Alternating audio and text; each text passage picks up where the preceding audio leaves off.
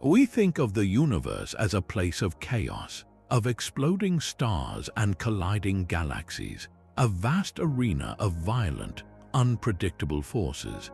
But hidden within that apparent chaos is a breathtaking, almost unnatural sense of order. Imagine for a moment the most perfect, reliable clock you can possibly conceive. Now, imagine that clock is not made of gears and springs, but is instead a collapsed star, a city-sized sphere of ultra-dense matter spinning faster than a kitchen blender, hurtling through the void.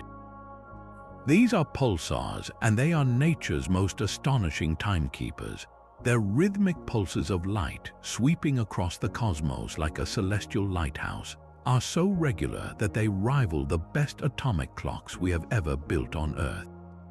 For decades, astronomers have used their steady beat to navigate the solar system, to test the theories of Einstein, and to map the structure of our galaxy. They are the metronome by which we measure the cosmos, a testament to the profound order underlying everything, yet even the most perfect clocks can stumble.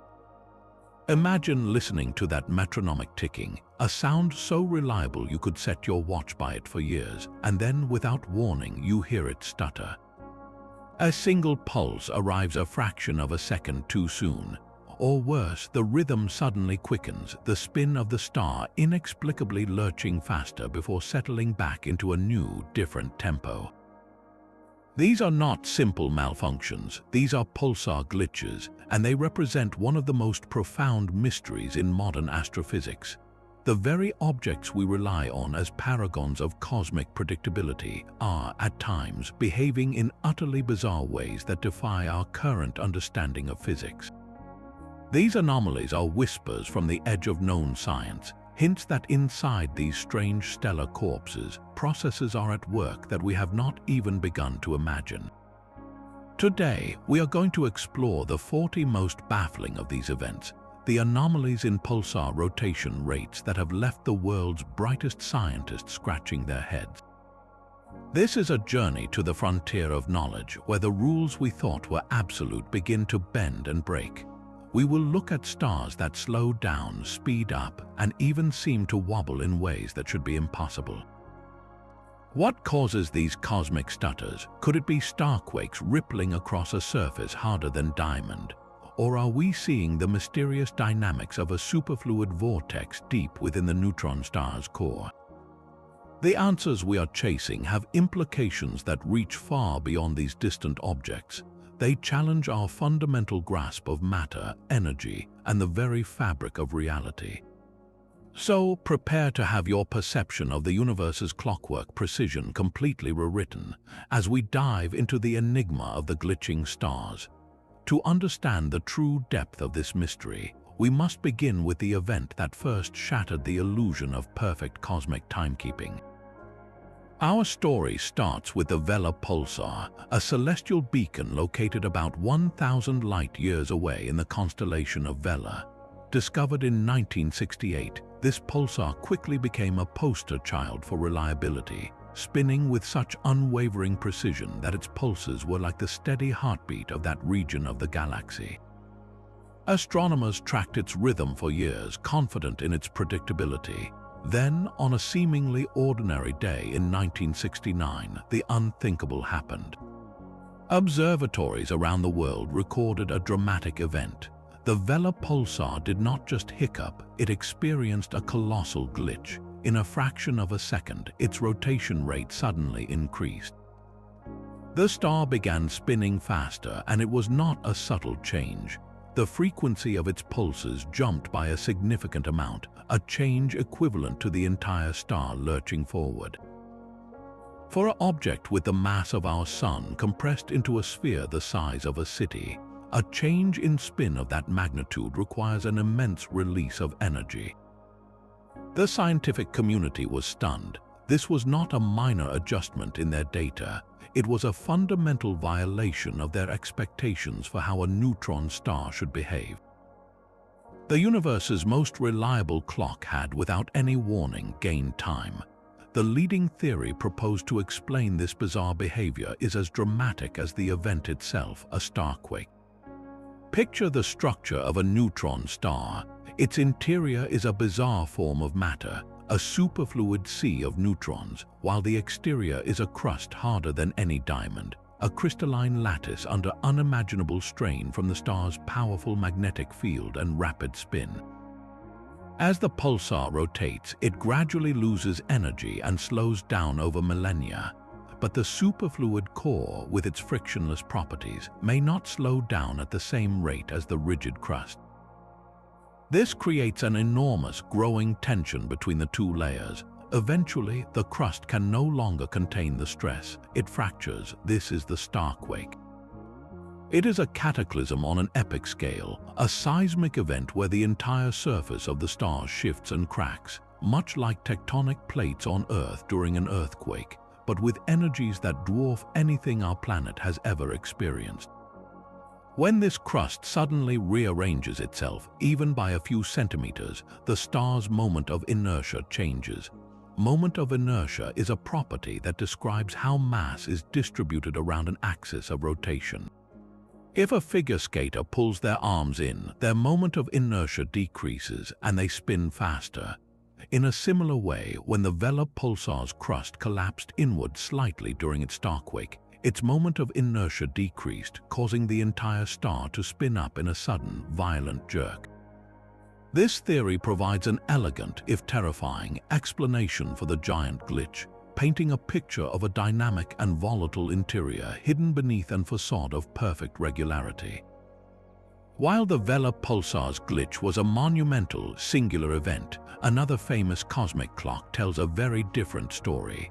The Crab pulsar, the remnant of a supernova witnessed here on Earth in the year 1054, behaves less like a clock that occasionally breaks and more like one that is constantly, subtly adjusting itself. Instead of rare and dramatic starquakes, the Crab pulsar is known for its frequent, smaller stutters. This stark contrast in behavior points to a fundamental difference between these two stellar corpses, and it all comes down to their age and energy. The Crab pulsar is an infant by cosmic standards, only about 1,000 years old, whereas Vela is a more mature several thousand years old. This youth translates into an incredible amount of residual energy. The Crab pulsar spins much faster, completing about 30 rotations every second, and possesses a ferociously powerful magnetic field. It is, in essence, a hyperactive teenager compared to Vela's settled middle age, and this high energy state is the key to understanding its unique glitching pattern. To explain these frequent hiccups, scientists have developed a fascinating theory that takes us deep into the heart of the neutron star, to a realm where matter behaves in ways impossible to replicate on Earth. At the core of this idea is a concept called superfluid vortices. Imagine the interior of a neutron star as having two main components: the solid, rigid crust we discussed, and beneath it, a sea of superfluid neutrons. A superfluid is a special state of matter with zero viscosity. It flows without any friction whatsoever. In a rotating neutron star, this superfluid is not a calm ocean. It is organized into countless microscopic whirlpools or vortices, each spinning rapidly. Normally, these vortices are pinned to the crystalline structures in the inner crust, meaning they are locked in place. As the pulsar loses energy and its crust slows down over time, a velocity difference develops. The crust is breaking, but the frictionless superfluid vortices, still pinned, want to keep spinning at their original, faster rate. This creates a growing reservoir of angular momentum, a kind of stored spin energy within the star. The theory suggests that the frequent glitches in the Crab pulsar occur when these pinned vortices suddenly become unpinned. Perhaps due to a tiny fluctuation in the immense magnetic fields or a minor shift in the crust, a bundle of these vortices breaks free. When they unpin, they rapidly move outward, transferring their stored angular momentum to the star's crust in a sudden rush. It is akin to a figure skater who has been holding their arms out, slowly bringing them in with a quick jerk. The star's rotation gets a tiny, immediate boost. Because the Crab pulsar is so young and energetic, the conditions for these small-scale unpinning events may be happening all the time, leading to the frequent small glitches we observe.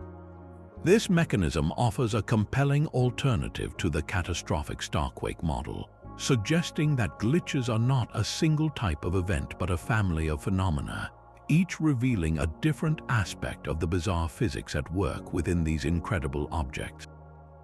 Just when we thought we had a handle on the different ways pulsars could glitch, along came an object so strange it seemed to defy the very definition of what a pulsar is. Meet PSRB 1931+24, a pulsar that doesn't just stutter or hiccup, but appears to vanish completely for weeks at a time. Imagine a lighthouse that shines with perfect regularity for a month, and then, as if a switch has been flipped, its light simply goes dark. The beacon disappears from the sky. Then, after roughly 30 days of silence, the light flickers back on, pulsing away as if nothing ever happened. This isn't a malfunction of our telescopes. This pulsar is genuinely turning its radio emissions off and on in a bizarre, repeating cycle. But the real mystery, the part that truly baffles scientists, is what happens to its rotation during these silent periods. While its radio beams are off, the pulsar isn't just quiet, it is actually slowing down at a much faster rate. When the beams turn back on, it returns to its original, more gradual slowdown. It's as if the engine driving the star's slowdown is somehow more powerful when we can't see it. A paradox that challenges everything we thought we knew about how these objects lose energy. This on-again, off-again behavior points to a fundamental link between what we see, the radio pulses, and the underlying mechanics of the star's spin-down. The leading explanation for this cosmic disappearing act involves the environment around the pulsar. One compelling theory suggests that this pulsar is surrounded by a precessing disk of material, leftover debris from the original supernova explosion that created it. This disk of gas and dust would be slowly wobbling or precessing like a spinning top that's starting to tilt. For most of its cycle, our line of sight to the pulsar is clear and we see its regular pulses. But when the wobbling disk moves directly between us and the pulsar, it acts like a celestial curtain, blocking our view of the radio emissions for about 30 days. The idea of a fallback disk is revolutionary in itself, as it suggests that some neutron stars might not be the isolated, bare objects we often picture, but can exist within a complex system of their own making. But the disk theory alone doesn't fully explain the change in the spin-down rate. Why would the star break more aggressively when it's hidden? This is where the theory gets even more interesting. The presence of a disk could interact with the pulsar's magnetic field and its powerful wind of particles. When the pulsar is on and the disk is not in the way, this wind flows outward unimpeded, carrying away rotational energy and causing the steady slowdown we observe. However, when the disk moves in and obscures the pulsar, it might be disrupting this wind. The disk could act as a barrier, causing the magnetic field lines to reconfigure or creating a kind of back pressure. This interaction would actually increase the torque on the spinning star, making it slow down more rapidly during its off state. It's a delicate dance between the pulsar's immense forces and its ancient orbiting debris. An alternative and perhaps even more exotic theory looks inward to the pulsar's own heart. This is the switching magnetosphere model. A pulsar's magnetosphere is the region of space dominated by its powerful magnetic field, where the processes that generate the radio beams actually occur. This model proposes that the magnetosphere itself can exist in two distinct, stable states. In one state, the magnetic field is configured to efficiently produce the radio pulses we detect. In the other state, the configuration changes dramatically, perhaps collapsing or becoming disorganized, which shuts off the radio emission entirely.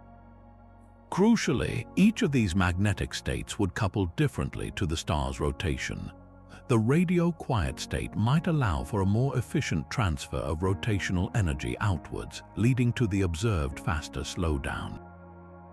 Then, after a period of time, some internal trigger, a buildup of pressure or a magnetic reconnection event, flips the switch back to the radio loud state, and the slowdown returns to its normal pace.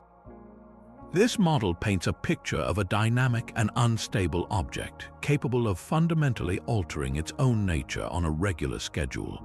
Pulsar B 1931 plus 24 is more than an anomaly. It is a direct challenge, forcing us to consider that pulsars are not simply ticking clocks, but complex engines capable of modes of behavior we are only beginning to uncover.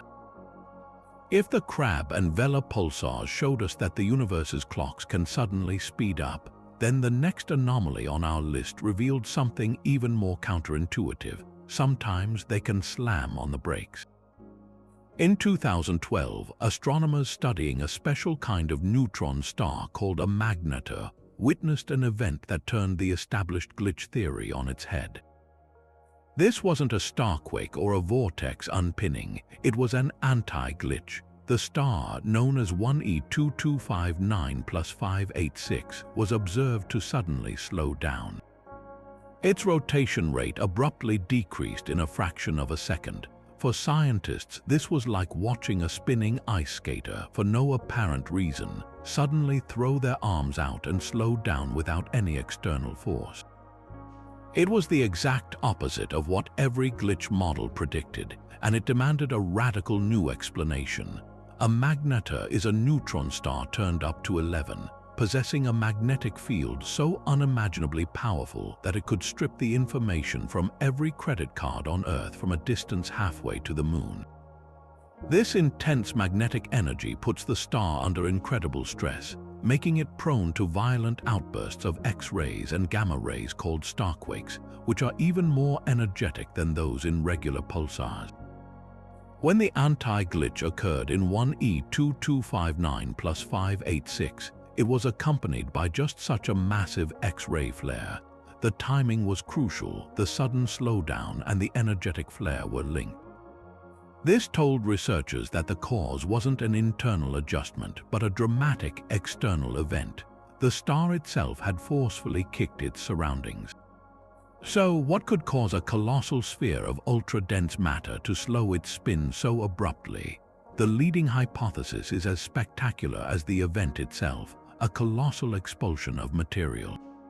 Imagine the magnetar's furious magnetic field twisting and building up tension until it literally rips a portion of the star's surface away, hurling a vast cloud of charged particles and plasma out into space at nearly the speed of light. This stellar wind, a torrent of mass, carries with it something incredibly precious: angular momentum. In the same way that a spinning figure skater slows down when they throw a heavy object away from their body, the magnetar lost rotational speed by violently ejecting part of itself. The act of throwing that mass required a reactionary force that acted as a powerful brake on the star's spin. This anti-glitch forces a profound reconsideration of what we think is happening inside these exotic objects. The standard models for glitches are built on the idea of a transfer of angular momentum from a faster spinning interior to a slower spinning crust. The anti-glitch, however, points to a net loss of angular momentum from the entire system. It suggests that under extreme magnetic conditions, a neutron star can fundamentally change its rotation, not by rearranging its internal components, but by physically throwing a part of itself into the void. This single event expanded the menu of possible pulsar behaviors, demonstrating that their interactions with the universe are not always a quiet, internal affair, but can be violently explosive, leaving a permanent mark on both the star and our understanding of them. This blurring of the lines between neutron star classes brings us to one of the most dramatic and revealing cases of all, Pulsar J 1846-0258. Located within the supernova remnant KES 75, roughly 19,000 light-years away, this pulsar was for years a textbook example of a rotation-powered pulsar. It was young, spinning about 3 times every second, and it was slowing down at a steady, predictable rate, its energy clearly coming from the gradual loss of its rotational speed. It was behaving exactly as astronomers expected. Then, in 2006, the object did something that should have been impossible for its kind. It erupted. The Swift satellite detected a series of short, intense X-ray and gamma-ray bursts, explosions of high-energy radiation that are the unmistakable signature of a magnetar. This was the equivalent of a reliable, gasoline-powered car suddenly shooting bolts of lightning from its hood. The event was accompanied by a significant glitch, a sudden increase in its rotation speed, linking the energetic outburst directly to a change in the star's spin. The implications of this transformation were staggering. It suggested that the categories we use to classify neutron stars, rotation-powered pulsars here, magnetars there, might not be fixed destinies but merely different phases in a single object's violent life. The key lies in the magnetic field. Pulsar J1846's field was already immense, but it was thought to be just below the threshold that would define it as a magnetar. The prevailing theory is that this field is not static. It is a dynamic, twisting, and potentially unstable structure buried within the superdense matter of the star. Over time, stress can build up within this field, much like tension building along a geological fault line. In a cataclysmic event, the magnetic field could suddenly reconnect, a process where field lines break and rapidly reform into a new, lower-energy configuration. This reconnection event releases a colossal amount of magnetic energy which powers the magnetar-like bursts we observed, but the effects go much deeper. This reconfiguration of the internal magnetic architecture could also profoundly alter the star's external braking mechanism. A pulsar slows down because its rotating magnetic field acts like a giant propeller, whipping up a wind of particles that carries away rotational energy. If the field suddenly changes its structure, becoming more complex, or perhaps pushing out closer to the surface, it can dramatically increase the efficiency of this propeller effect. Think of it like trying to stir a thick liquid with a spoon. If you suddenly change the shape of the spoon to something with a larger surface area, you will feel more resistance and slow down much faster. The glitch, the sudden spin-up, could then be explained as a direct consequence of this violent magnetic upheaval. The reconnection event might have transferred angular momentum from the star's superfluid interior to its crust, or it might have even caused a small, sudden change in the star's moment of inertia. Pulsar J1846-0258 demonstrated that a pulsar's very identity is not set in stone, but can be rewritten in an instant by the awesome power of its own hidden magnetic forces. But our ability to detect these cosmic hiccups has always relied on a critical and potentially flawed assumption that when a pulsar glitches, it announces the event across the entire electromagnetic spectrum. We have been listening to the radio pulses, watching for changes in the rhythm, confident that a significant internal event would reveal itself there. The case of Pulsar J1718-3718 shatters that confidence and uncovers an entirely new class of anomaly, the silent glitch. This particular pulsar is a magnetar, one of those highly magnetized neutron stars prone to violent outbursts. Astronomers were monitoring it in X-rays, a wavelength that reveals the incredible thermal energy radiating from its superheated surface. Over time, they noticed a subtle but definitive change. The star's rotation had sped up, a glitch had occurred. The startling part was that this spin-up event was completely invisible in radio observations. There was no corresponding stutter or jump in its radio pulses to signal that anything had happened. The glitch was exclusively documented through the star's X-ray emission, a quiet, stealthy adjustment that flew completely under the radio telescope's radar. This discovery fundamentally changes the game. It suggests that the catalog of 40 pulsar anomalies we've built over decades is not a complete list but rather a biased sample. It is a census skewed heavily toward the pulsars we can monitor most easily, which are typically the bright radio emitters. We have been like astronomers trying to understand stars by only looking at visible light, unaware of the entire universe of activity happening in infrared, ultraviolet, or X-rays. The silent glitch implies that some internal rearrangements within a neutron star, whether a starquake, a vortex unpinning, or a magnetic shift, can manifest their effects in ways that do not necessarily disrupt the complex engine that generates the radio beam. The processes that create the radio pulses happening in the magnetosphere high above the surface might be decoupled from the violent physics occurring deep within the crust or core. A star could be experiencing a significant internal upheaval, changing its spin rate without sending a clear radio telegram to announce it. This opens up a thrilling and daunting new avenue for discovery. It means that to truly understand the full spectrum of pulsar behavior, we must become multi-wavelength astronomers. We need to continuously watch these objects not just with radio dishes, but with space-based telescopes sensitive to X-rays and gamma rays. A pulsar that appears steady and well-behaved in radio waves might be a seething cauldron of activity when viewed in higher energies. The silent glitch is a powerful reminder that our view of the cosmos is always limited by the tools and methods we use. There could be a hidden population of anomalies occurring all the time, events we have simply been missing because we weren't looking in the right light. This single observation pushes the mystery to a deeper level, suggesting that the true number of pulsar glitches and the secrets they hold about the nature of matter could be far greater than we ever imagined. While many pulsars glitch with the chaotic randomness of a machine breaking down, our next anomaly presents a completely different picture, one of startling, almost intelligent predictability. Far beyond our own galaxy, in the neighboring Large Magellanic Cloud, lies Pulsar J0537-6910, a pulsar that doesn't just suffer glitches, it schedules them. This remarkable object spins at a furious pace, completing 162 rotations every single second, and it is slowly but surely losing speed.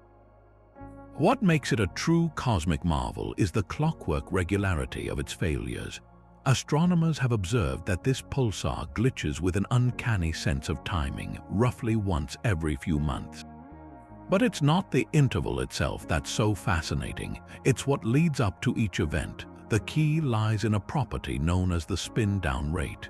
This is a measure of how rapidly the pulsar is applying its brakes, how quickly it's losing rotational speed. For Pulsar J0537, this spin-down rate increases steadily and predictably right up until the moment of a glitch. It's as if the star is accumulating stress, winding an internal spring tighter and tighter. Just before the spring is about to snap, the glitch occurs. When it does, the pulsar experiences a sudden spin up, and critically, its spin-down rate resets, dropping back to a lower value.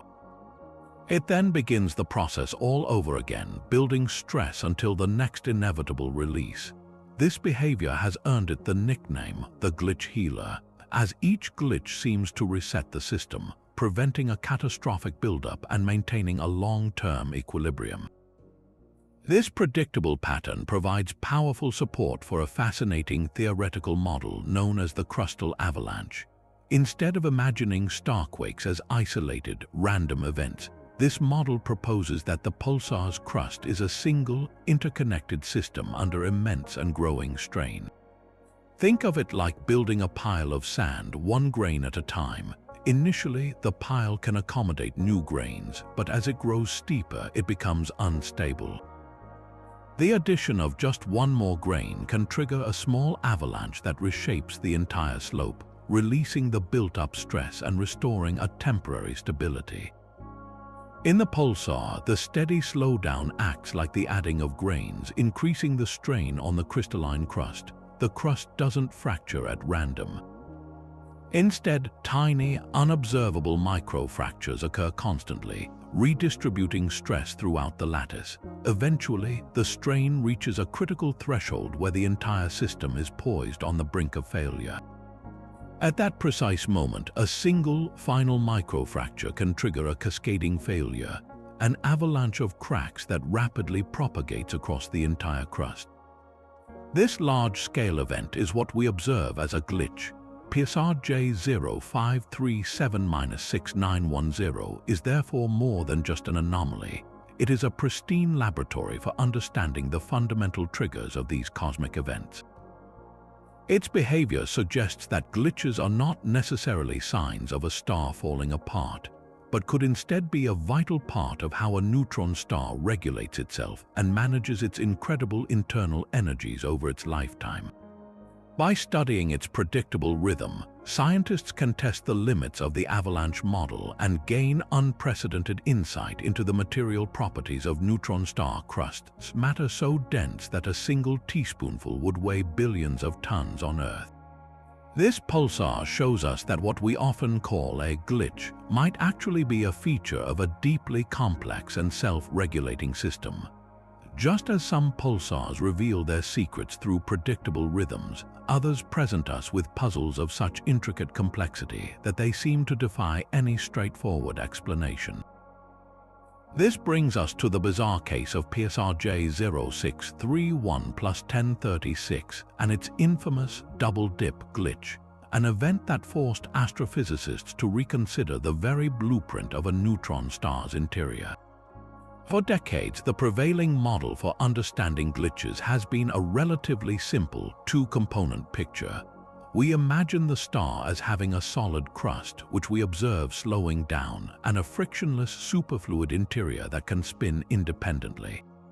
A glitch happens when some of that faster spinning superfluid suddenly transfers its momentum to the crust, giving it a kick and speeding it up. It's a clean, elegant idea. But the double-dip glitch shattered that simplicity. When this particular pulsar glitched, it didn't just experience a single, clean jump in its rotation rate. Instead, the event unfolded in a strange two-stage process. First, there was a rapid initial spin-up, exactly as the standard model would predict. But then, something remarkable happened. The spin-up partially reversed itself. The star's rotation dipped back down slightly before settling into its new, permanently faster rate. If you were to graph it, the data would show a sharp peak followed by a small valley, creating that distinctive double-dip shape. This momentary reversal is the key that unlocks a much more complex reality. A simple two-component model cannot easily account for this behavior. If you have just a crust and a single superfluid reservoir, a momentum transfer should be a one-way street. The crust spins up and that's the end of the story. The fact that the star appeared to take back some of that spin up implies that the interior is not a uniform sea, but is instead structured into multiple distinct layers of superfluid, each with its own properties and behavior. Imagine the neutron star not as a simple container of liquid, but as a layered dessert like a parfait, with different flavors of superfluid occupying different zones from the inner core all the way out to the crust. The double-dip glitch likely occurs because these different superfluid regions couple to the crust on different timescales. The initial rapid spin-up could be caused by a portion of superfluid that is very loosely pinned in the inner crust, able to transfer its momentum almost instantly. This gives the star its first kick, but deeper within the star there may be another, more massive reservoir of superfluid that is much more strongly pinned. This deeper superfluid is also spinning faster than the crust, but it takes longer to respond to the changes happening above it. When it finally does couple to the rest of the star, its immense mass and momentum have a dominant effect. The transfer of momentum from this deeper, slower reacting layer might temporarily overwhelm the initial signal, causing the observed partial reversal or dip in the rotation rate. It's a bit like pushing a car that's stuck in mud. You might give it a first shove that moves it an inch, but then a second, stronger person pushes from a different angle, causing the car to lurch back slightly before both forces combine to finally get it rolling. This intricate dance between multiple internal components suggests that a neutron star is a far more dynamically rich system than we ever suspected. A celestial engine with multiple gears that can engage and disengage on their own schedules. Moving from the intricate interior dynamics of double-dip glitches, we encounter a pulsar that presents a fundamental challenge not to what's inside the star, but to the very forces that control its spin from the outside. The story of PSRB 1509-58 is a story about how a spinning neutron star loses its energy and slows down over time. For most pulsars, this process is elegantly explained by a concept known as the magnetic dipole model. Picture a simple bar magnet spinning in space. As it rotates, it radiates energy away in the form of electromagnetic waves, and this energy loss causes the spin to gradually slow. The rate of this slowdown is described by a specific number called the breaking index. For a perfect, isolated spinning magnet in a vacuum, this index has a precise, theoretically predicted value of 3. For many pulsars, the measured breaking index comes close to this ideal number, providing a comforting confirmation of our basic understanding. But PSRB 1509-58 is a spectacular outlier. This young, powerfully magnetic pulsar, located about 19,000 light-years away in the constellation Circinus, is slowing down at a rate that defies the simple model. Its measured breaking index is not close to 3, it is significantly lower, around 2.8. This might seem like a small difference, but in the precise world of physics, it's a glaring anomaly. It means that the standard picture of a spinning magnet in a vacuum is insufficient to explain how this star is losing its rotational energy. Something else, some additional braking mechanism, must be at work, putting its foot on the cosmic pedal and helping to slow the star down even faster than expected. So, what could this extra braking force be? One compelling candidate is a powerful particle wind. Unlike the simple dipole model, PSRB 1509 is not spinning quietly in an empty void. It is an energetic powerhouse, and it's possible that it is generating a relentless torrent of particles, electrons, and positrons that flow outward from its surface. This wind itself carries away a tremendous amount of rotational energy. Think of it not just as a spinning magnet, but as a spinning magnet attached to a giant fan. The effort of spinning the fan blades creates an additional drain on the system, causing it to slow down more rapidly than if it were just the magnet alone. This idea is supported by the spectacular nebula that surrounds this pulsar, a cloud of glowing gas known as the Hand of God Nebula, which is illuminated by the very wind we suspect is contributing to its rapid spin down. Another, even more exotic possibility involves ripples in the fabric of spacetime itself, gravitational waves. According to Einstein's theory of general relativity, any asymmetric rotating object will emit these waves, which carry energy away. If PSRB 1509 has a tiny mountain on its surface, a deformation even a few centimeters high on its otherwise ultra-smooth crust, the energy loss from gravitational wave emission could be significant. This would act as a constant, subtle brake on the star's rotation. While a particle wind is a more conventional explanation, the gravitational wave hypothesis is particularly tantalizing because it offers a potential way to study these elusive waves through their indirect effect on a pulsar's spin.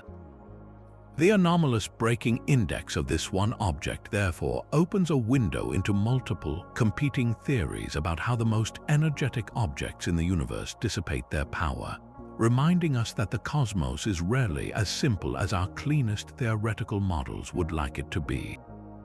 While the double-dip glitch and anomalous breaking indices show us the complex mechanics of spinning neutron stars, our next anomaly takes us to the opposite extreme, confronting us with a pulsar that seems to be spinning so slowly it should not even exist. Deep in the constellation Cassiopeia, roughly 5,200 light-years away, lies PSR J0250 + 5854, a pulsar that defies all expectations by ticking with an almost impossible lethargy. Its rotation period is a staggering 23.5 seconds. To put that into perspective, the Crab pulsar spins over 700 times in that same duration.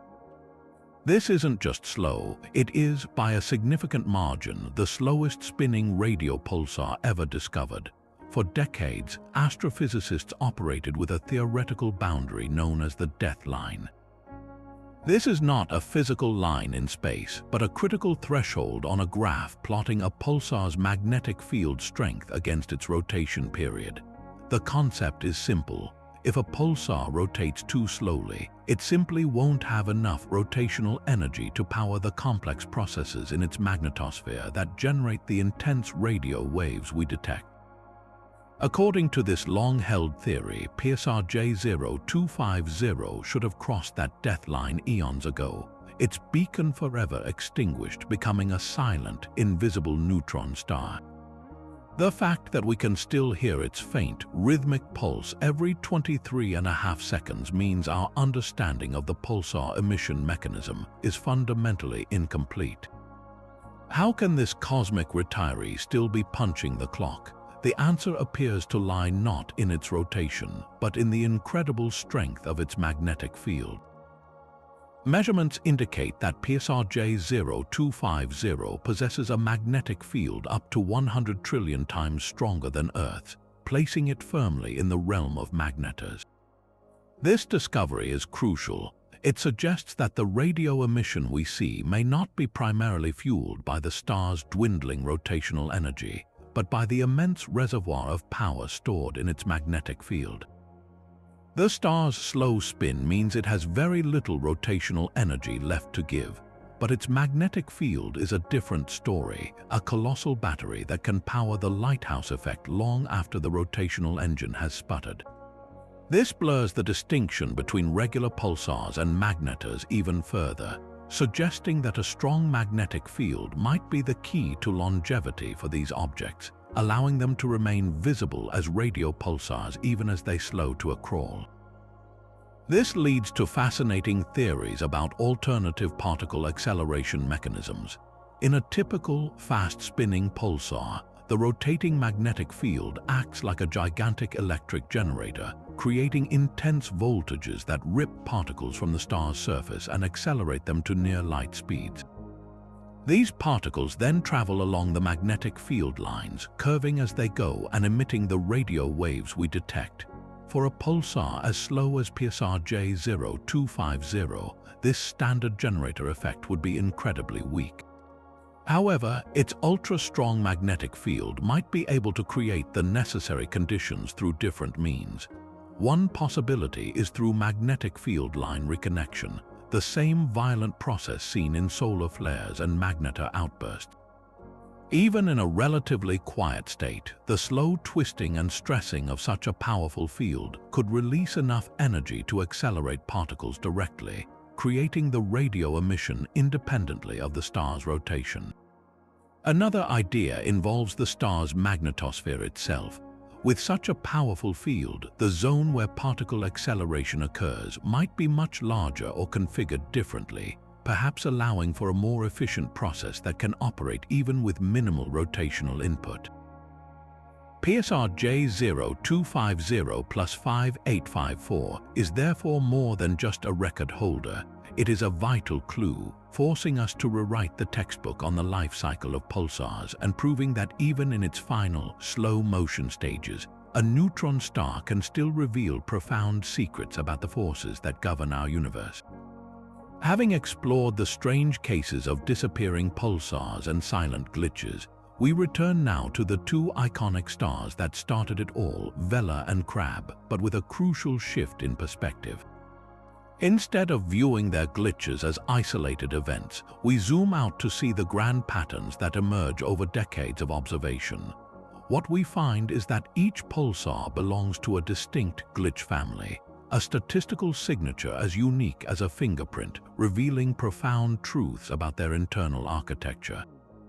The Vela pulsar, the mature star, behaves like a geological fault line. It builds up stress over a period of roughly 3 years, storing energy in its crust until the pressure becomes too great. Then it releases that energy in a single massive event, a glitch that increases its rotation rate by a few parts in a million. These are not subtle adjustments, they are cataclysmic rearrangements. The Crab pulsar, by contrast, is a bundle of nervous energy. It glitches frequently, sometimes more than once a year, but each event is tiny, changing its spin by mere parts in a billion. It's the difference between a region that experiences a massive, devastating earthquake once a century and one that has constant, small, barely noticeable tremors every few months. This stark contrast in glitch behavior is a direct window into the contrasting ages and internal states of these two stellar corpses. The key differentiator is temperature. The Crab pulsar is a cosmic infant, only about 1,000 years old. Its interior is still incredibly hot, a seething cavern of thermal energy. This heat has a critical effect on the superfluid vortices within its core. Think of these vortices as being pinned to the crystal lattice of the inner crust.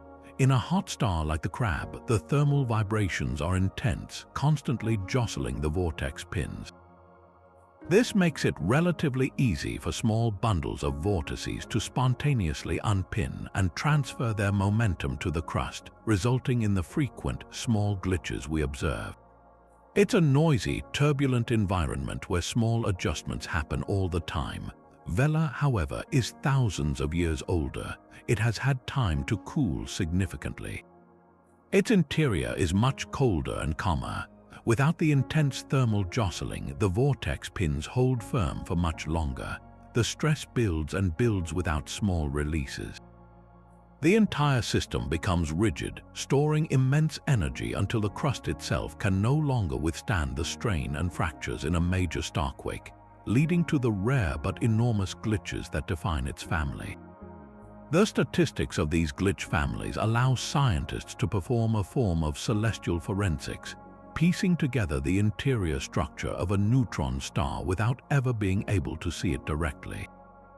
The pattern of small, frequent glitches in the Crab pulsar suggests that its superfluid reservoir is relatively shallow, perhaps confined to the inner crust. This reservoir can only store a limited amount of angular momentum, which is why each release is small. But because the environment is so turbulent, the releases happen often. Vela's pattern tells the opposite story. The sheer size of its glitches implies that it is tapping into a much deeper, more massive reservoir of superfluid, likely extending far into the core. This vast reservoir can store a colossal amount of spin energy, but it is locked away behind a strong, cold crust that only fails under extreme pressure. The infrequency of the events indicates that it takes a very long time to build up enough stress to overcome the powerful pinning forces in this colder environment.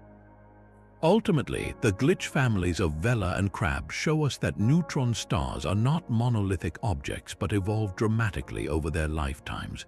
A young, hot pulsar like the Crab starts its life with a frantic, jittery spin, constantly making small internal adjustments. As it ages and cools, its behavior fundamentally changes. It settles into a slower, more stable rhythm, but one punctuated by occasional, violent convulsions as its rigid structure struggles to contain the energies within. By grouping their glitches into families, we move beyond seeing these events as mere anomalies and begin to understand them as natural manifestations of a neutron star's thermal and structural evolution. They are not malfunctions of a perfect clock, but rather the predictable heartbeat of a complex and aging cosmic engine.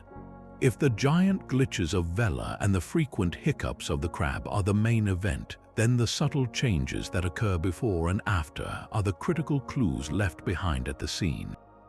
Many pulsar anomalies don't begin and end with a sudden jump in rotation. They are preceded by a quiet warning and followed by a long, slow sigh of recovery. Understanding these phases is like learning to read the body language of a star, revealing the internal pressures and the gradual healing process that follows a glitch. The first of these subtle signals is the pre-glitch slowdown.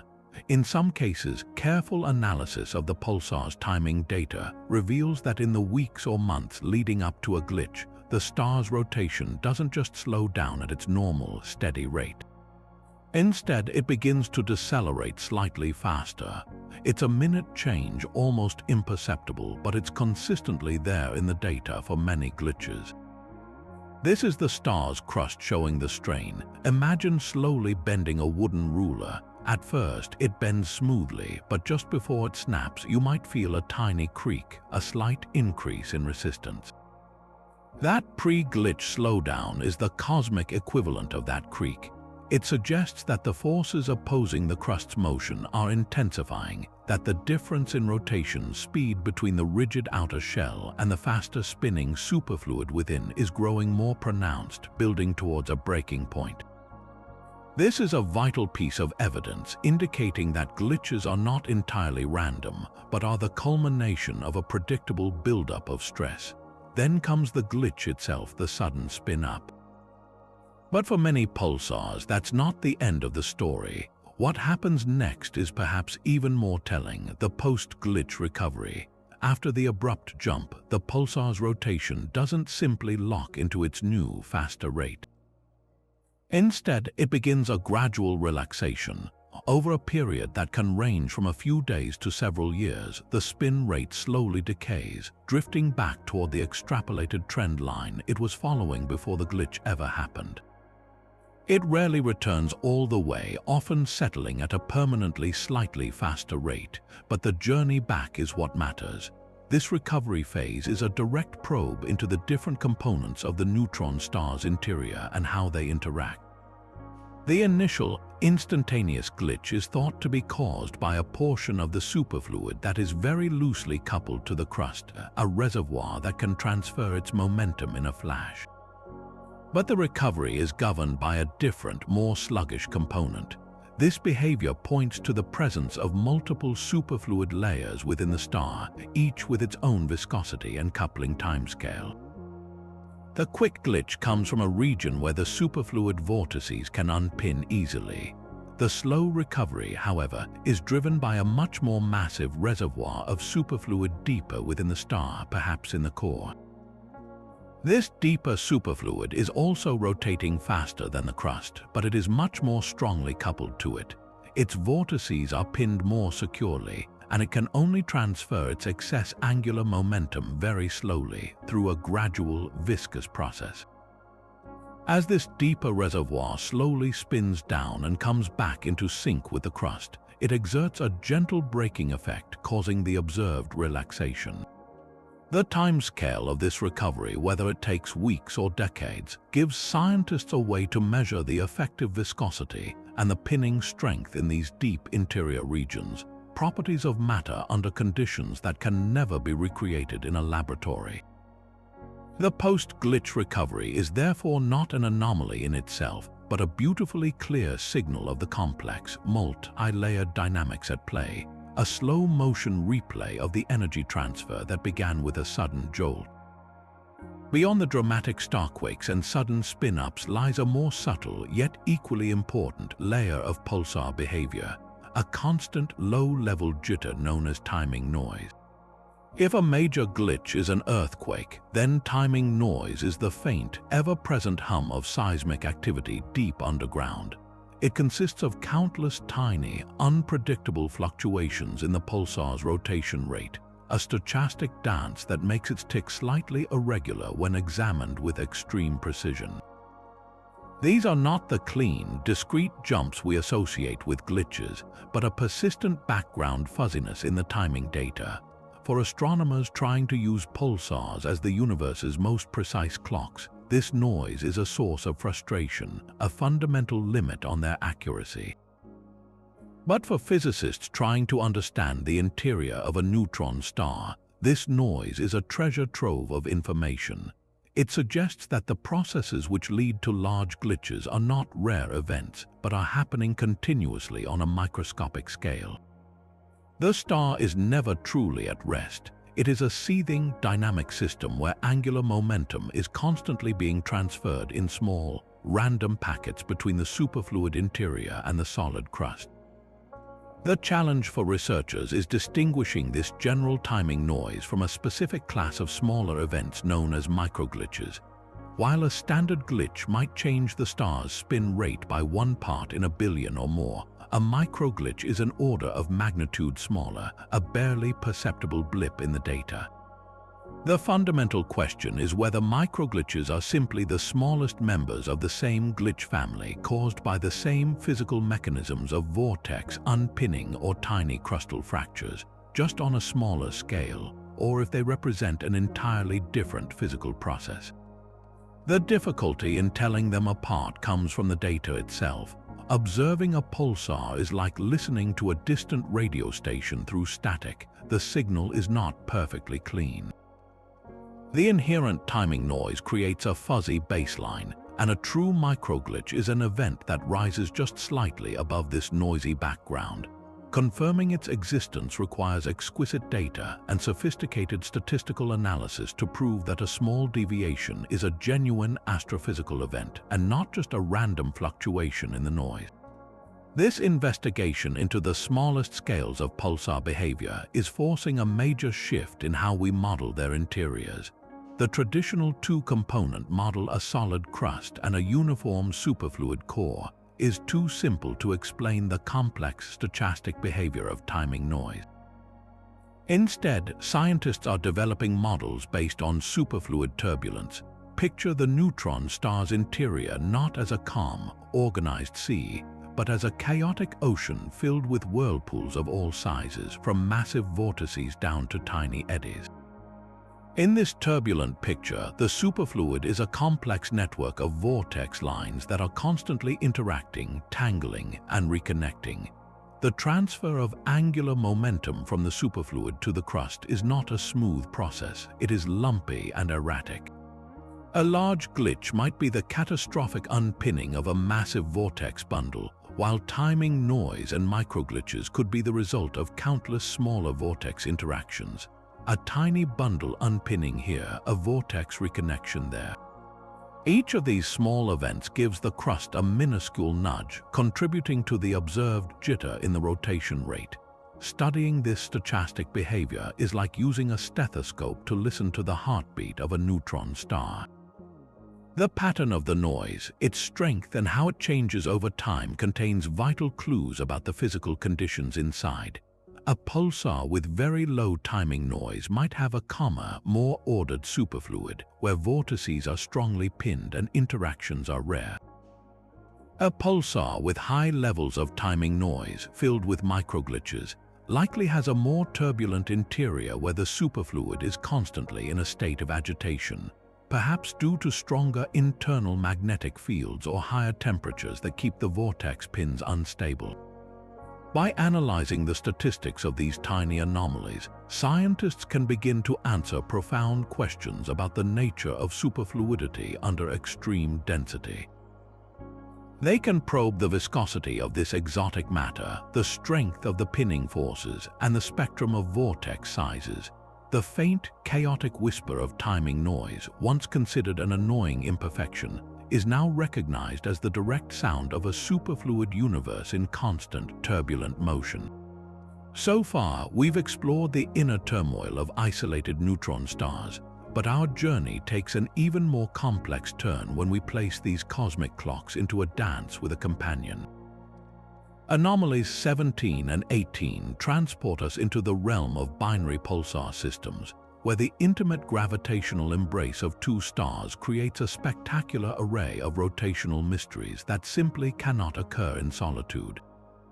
Here, the pulsar's spin is no longer just a record of its internal dynamics.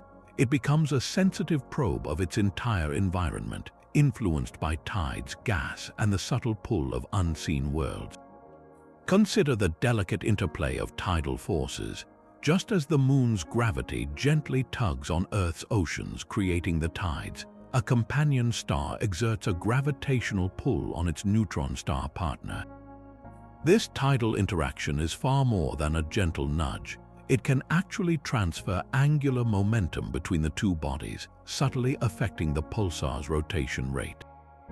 The neutron star is not a perfectly rigid sphere.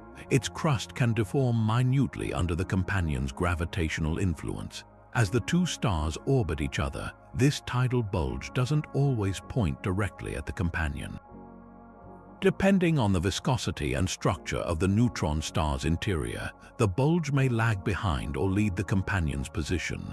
This misalignment creates a torque that can either spin the pulsar up or slow it down, producing tiny, periodic anomalies in its timing that are directly tied to its orbital period. By studying these subtle timing shifts, astronomers can perform a form of celestial seismology, inferring the internal structure and rigidity of the neutron star itself, properties that are impossible to measure directly. But tides are just the beginning. The most dramatic transformation occurs when the companion star is a bloated giant, close enough that its outer atmosphere is stripped away by the pulsar's intense gravity. This stream of stolen gas doesn't just vanish, it spirals inward, forming a whirling disk of material around the neutron star. As this gas falls onto the surface at nearly the speed of light, it delivers a tremendous amount of angular momentum, effectively hitting the brakes on the pulsar's slowdown or, in many cases, spinning it back up. This process, known as recycling, can take an old, slowly spinning pulsar and resurrect it into a rapidly rotating millisecond pulsar with periods of just a few thousandths of a second. These recycled pulsars are the precision timekeepers of the galaxy, their spin stabilized by the previous accretion episode. However, even after the accretion stops and the pulsar turns back on, timing anomalies can reveal the ghost of this violent past. Small, irregular timing residuals might be the echo of leftover material in the system, or even the gravitational influence of planets that formed from the debris of the accretion disk itself. This leads us to one of the most astonishing discoveries in modern astronomy: planets orbiting pulsars. The first ever confirmation of planets outside our solar system came not from a sun-like star, but from the pulsar PSRB 1257+12. The method of discovery was exquisitely simple in principle, yet required incredible precision. As a planet orbits a pulsar, it causes the star to wobble slightly around the common center of mass. This tiny motion alternately stretches and compresses the distance the radio signals must travel to reach Earth. The result is that the pulses arrive a few milliseconds early or late in a precise, repeating cycle. By meticulously mapping these timing anomalies, astronomers can not only detect the presence of planets, but also calculate their masses and orbits. In the case of PSRB 1257, the timing variations revealed a complex system with at least 3 planets, a shocking testament to the resilience of planetary formation, surviving the supernova explosion that created the pulsar, or perhaps forming anew from the catastrophic debris. The story becomes even richer in systems like PSRB 1620-26, where the timing anomalies are so complex they suggest the presence of a circumbinary disk, a ring of gas and dust orbiting both the pulsar and its companion. The gravitational tugs from this disk can induce subtle, long-term changes in the pulsar's orbit, which in turn manifest as drifts in the arrival times of its pulses. Untangling these signals is a monumental task, requiring years of data and sophisticated models to separate the effects of the disk from the orbits of the planets and the intrinsic spin down of the pulsar itself. Each anomaly in a binary system is a layered puzzle, a confluence of multiple gravitational influences that turns the simple tick of a pulsar into a rich narrative of cosmic interaction, revealing stories of stellar death, rebirth, and the formation of entirely new worlds in the most unlikely of environments. The case of PSRB 1931+24, the pulsar that vanishes for weeks at a time, is not a singular cosmic oddity. It is, in fact, part of a small but profoundly important class of objects known as intermittent pulsars. These celestial beacons flicker between states of brilliant regularity and near total silence, and their existence forces us to confront the fundamental question of what it takes to switch a pulsar on. By studying them, we are not just cataloging anomalies, we are mapping the very boundaries of pulsar life, exploring the critical thresholds where the cosmic lighthouse either shines brightly or fades into darkness. Astronomers have identified a tantalizing pattern by plotting all known pulsars on a graph of their rotation period against the strength of their magnetic field. This diagram reveals a stark division, a kind of cosmic segregation. The vast majority of pulsars inhabit a well-populated region where the conditions for radio emission are easily met. But bordering this lively neighborhood is a sparsely populated zone that researchers call the Death Valley. This is not a physical place but a theoretical frontier in parameter space, a combination of slow rotation and a relatively weak magnetic field where, according to our standard models, the pulsar emission mechanism should fail. The radio beams should sputter and die, and the star should cross the infamous death line, becoming invisible to our radio telescopes. What makes intermittent pulsars so fascinating is that they are often found right on the edge of this valley, teetering on the brink of extinction.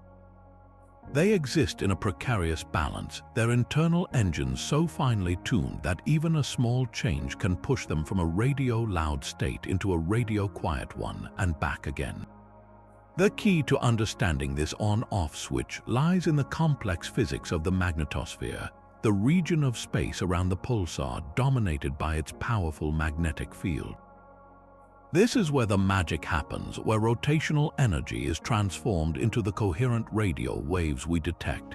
The prevailing theory for intermittency suggests that the magnetosphere is not a static structure but a dynamic system that can exist in two distinct metastable states. Think of it as a light switch that can get stuck between the on and off positions. In the on state, the magnetosphere is fully developed and active. It is filled with a plasma of electrons and their antimatter counterparts, positrons, which are ripped from the star's surface and accelerated to near light speeds. This plasma short circuits the immense electrical voltages generated by the spinning magnetic field, allowing a continuous current to flow and powering the radio emission.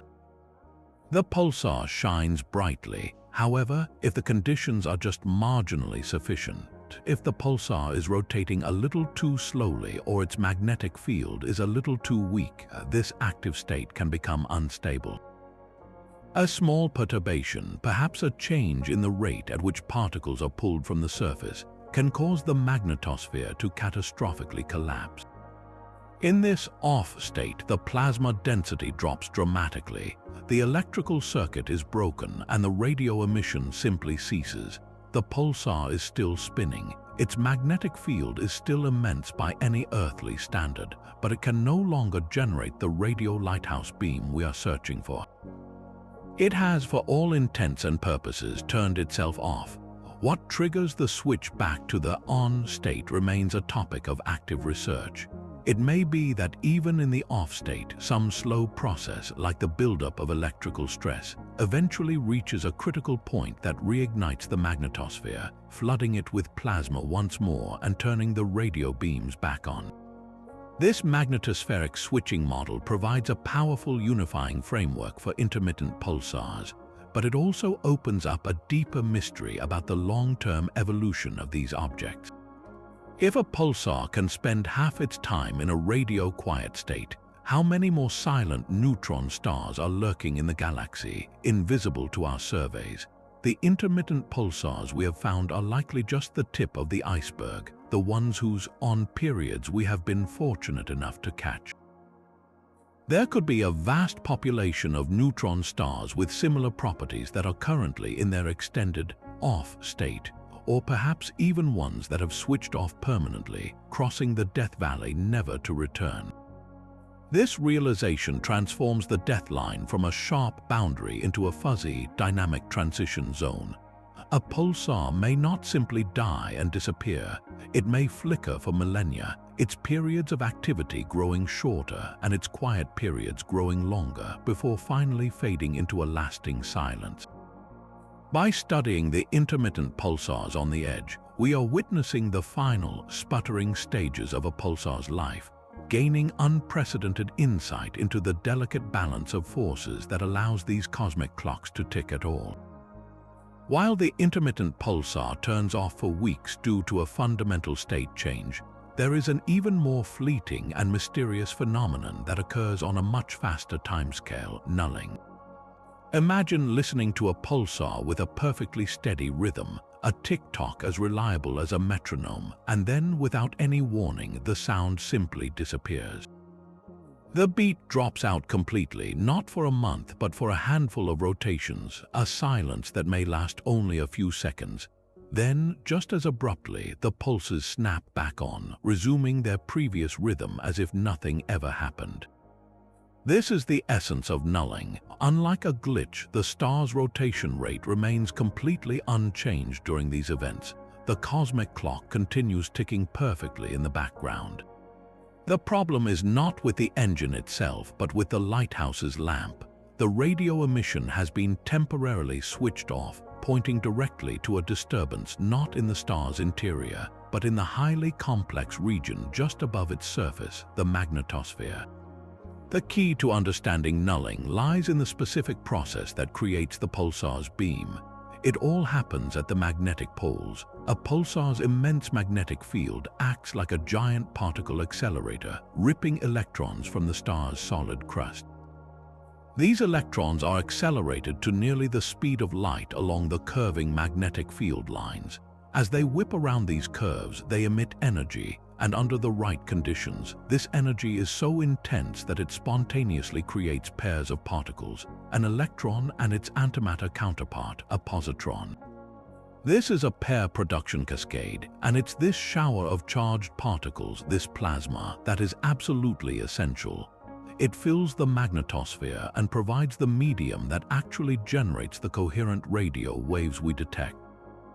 Without this continuous plasma cascade, there is no radio beam. So, what causes a null? Scientists believe it's a temporary failure in this plasma production line. One leading model suggests that the process of pulling particles from the surface, a phenomenon known as space charge limited flow, can suddenly become unstable. Think of it like a water pump that occasionally loses its prime. For a few moments, the flow of electrons from the star's surface might be interrupted or become irregular. This break in the supply of raw material would cause the pair production cascade to sputter and die out. The magnetosphere, for those few rotations, would become starved of plasma. With no plasma to carry the currents and generate the radio emission, the pulsar's signal vanishes from our telescopes, even as the star itself continues to spin unabated.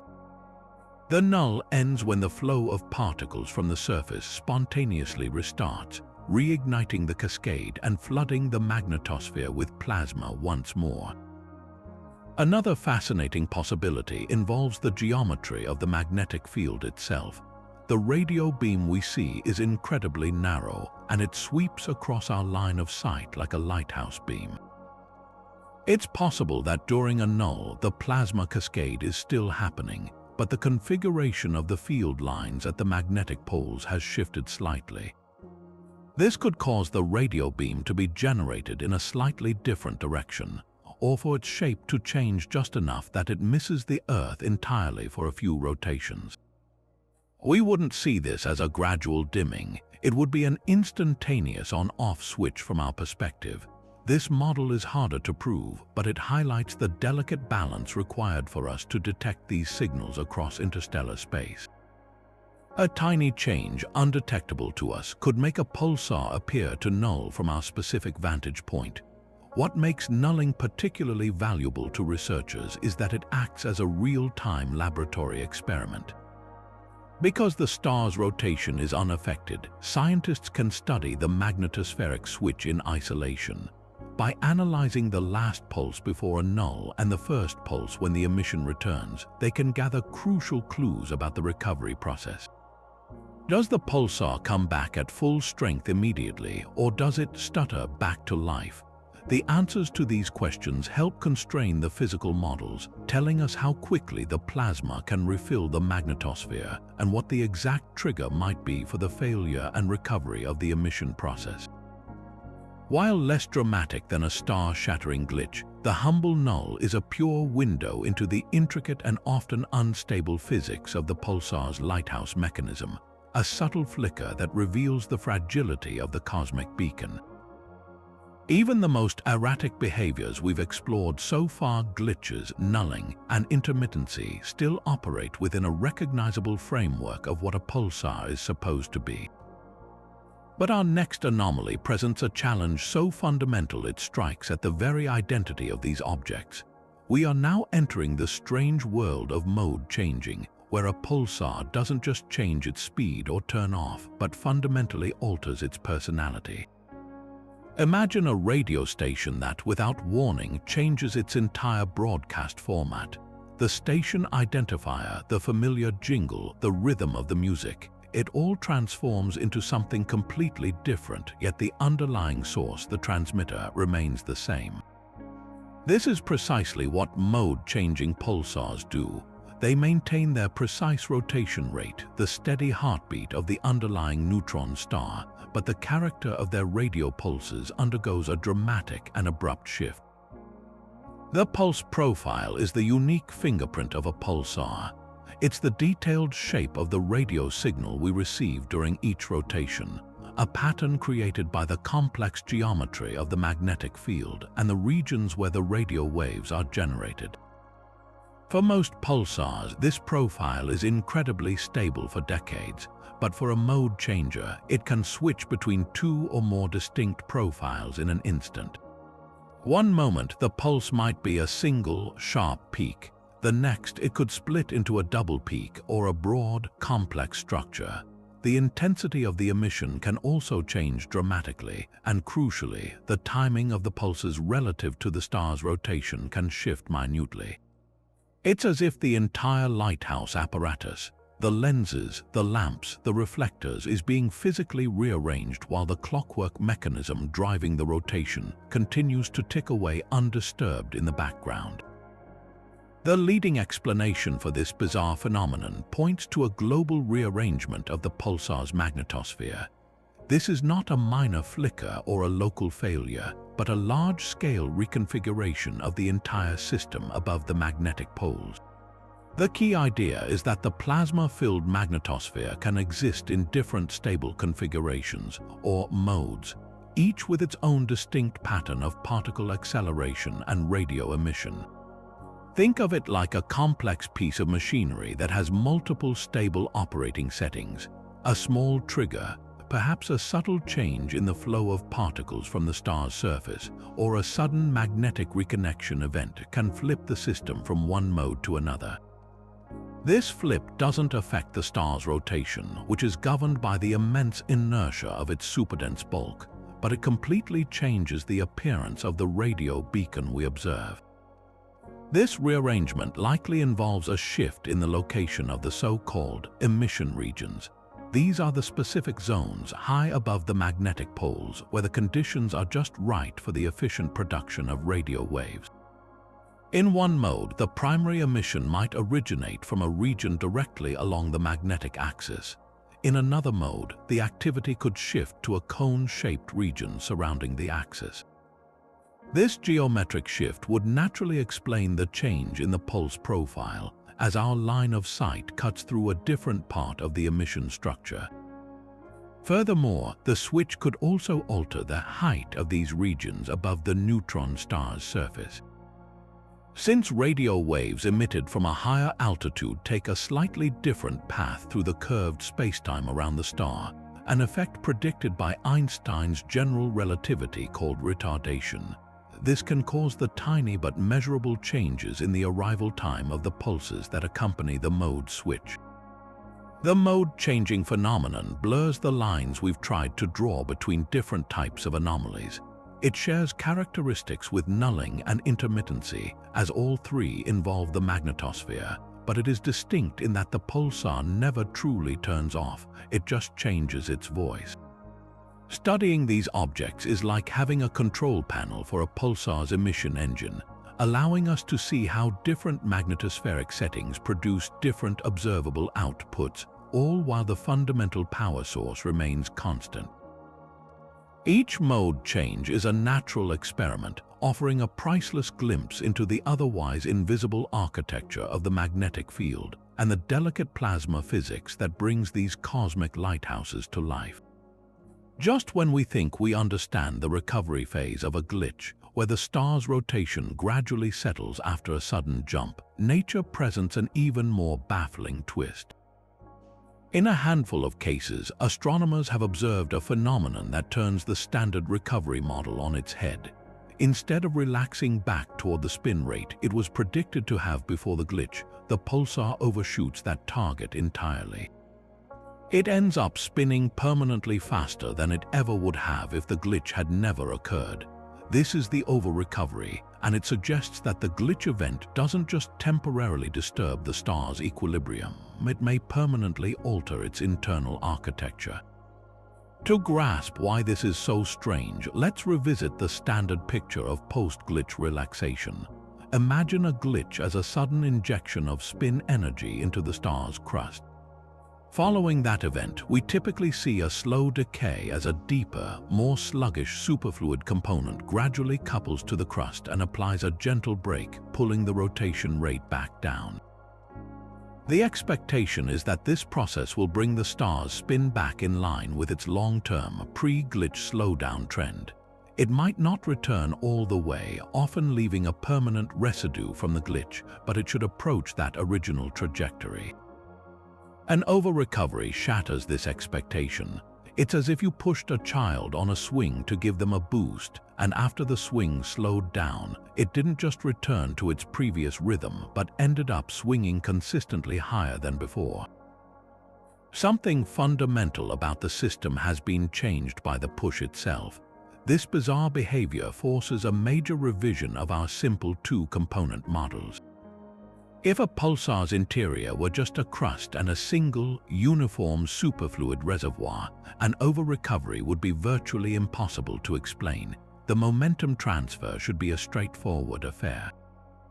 The over-recovery points instead to a far more complex internal structure, one with multiple, interconnected superfluid layers that can interact in unexpected ways. One compelling theory suggests that the glitch itself, perhaps a major starquake, could physically alter the conditions that govern how these internal components are coupled together. Think of it like this: the superfluid vortices deep within the star are normally pinned to the crystalline structures in the crust. The strength of this pinning determines how easily angular momentum can be transferred.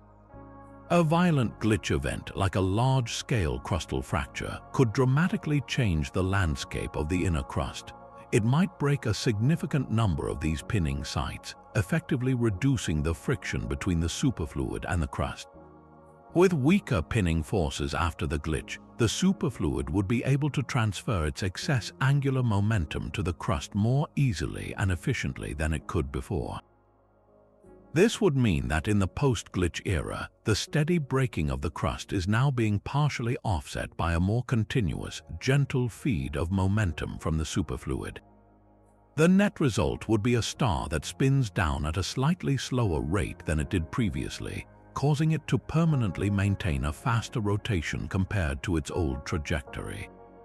The glitch in this scenario has effectively lubricated the internal workings of the star, creating a new, more efficient channel for spin energy to flow from the core to the surface. The implications of the over-recovery phenomenon are profound. It suggests that glitches are not merely momentary releases of stress, but potentially transformative events that can reconfigure the internal dynamics of a neutron star for the rest of its life. A single cataclysmic moment could rewrite the rules of engagement between the different layers of matter, changing how the star will spin down for millennia to come. This adds a new layer of evolution to our understanding of these objects, hinting that their internal structure is not static but can be permanently modified by the very stresses it accumulates and releases. The over-recovery is a clear signal that the true engine inside a neutron star is a system of breathtaking complexity, where a sudden shock can leave a lasting fingerprint on the cosmic clock. If the concept of a breaking index felt like a fixed law of physics, Then this next anomaly reveals a universe in constant, slow-motion flux. We now turn to a subtle but profound shift observed in a handful of pulsars, a secular change in the breaking index itself. The very number we use to measure how a pulsar slows down is not always a constant. Over years or even decades of meticulous observation, astronomers have found that for some stars, this index is quietly drifting, increasing or decreasing by a small but statistically significant amount. This is not a sudden glitch or a temporary anomaly. It is a long-term evolutionary trend, a slow-motion unveiling of a deeper truth.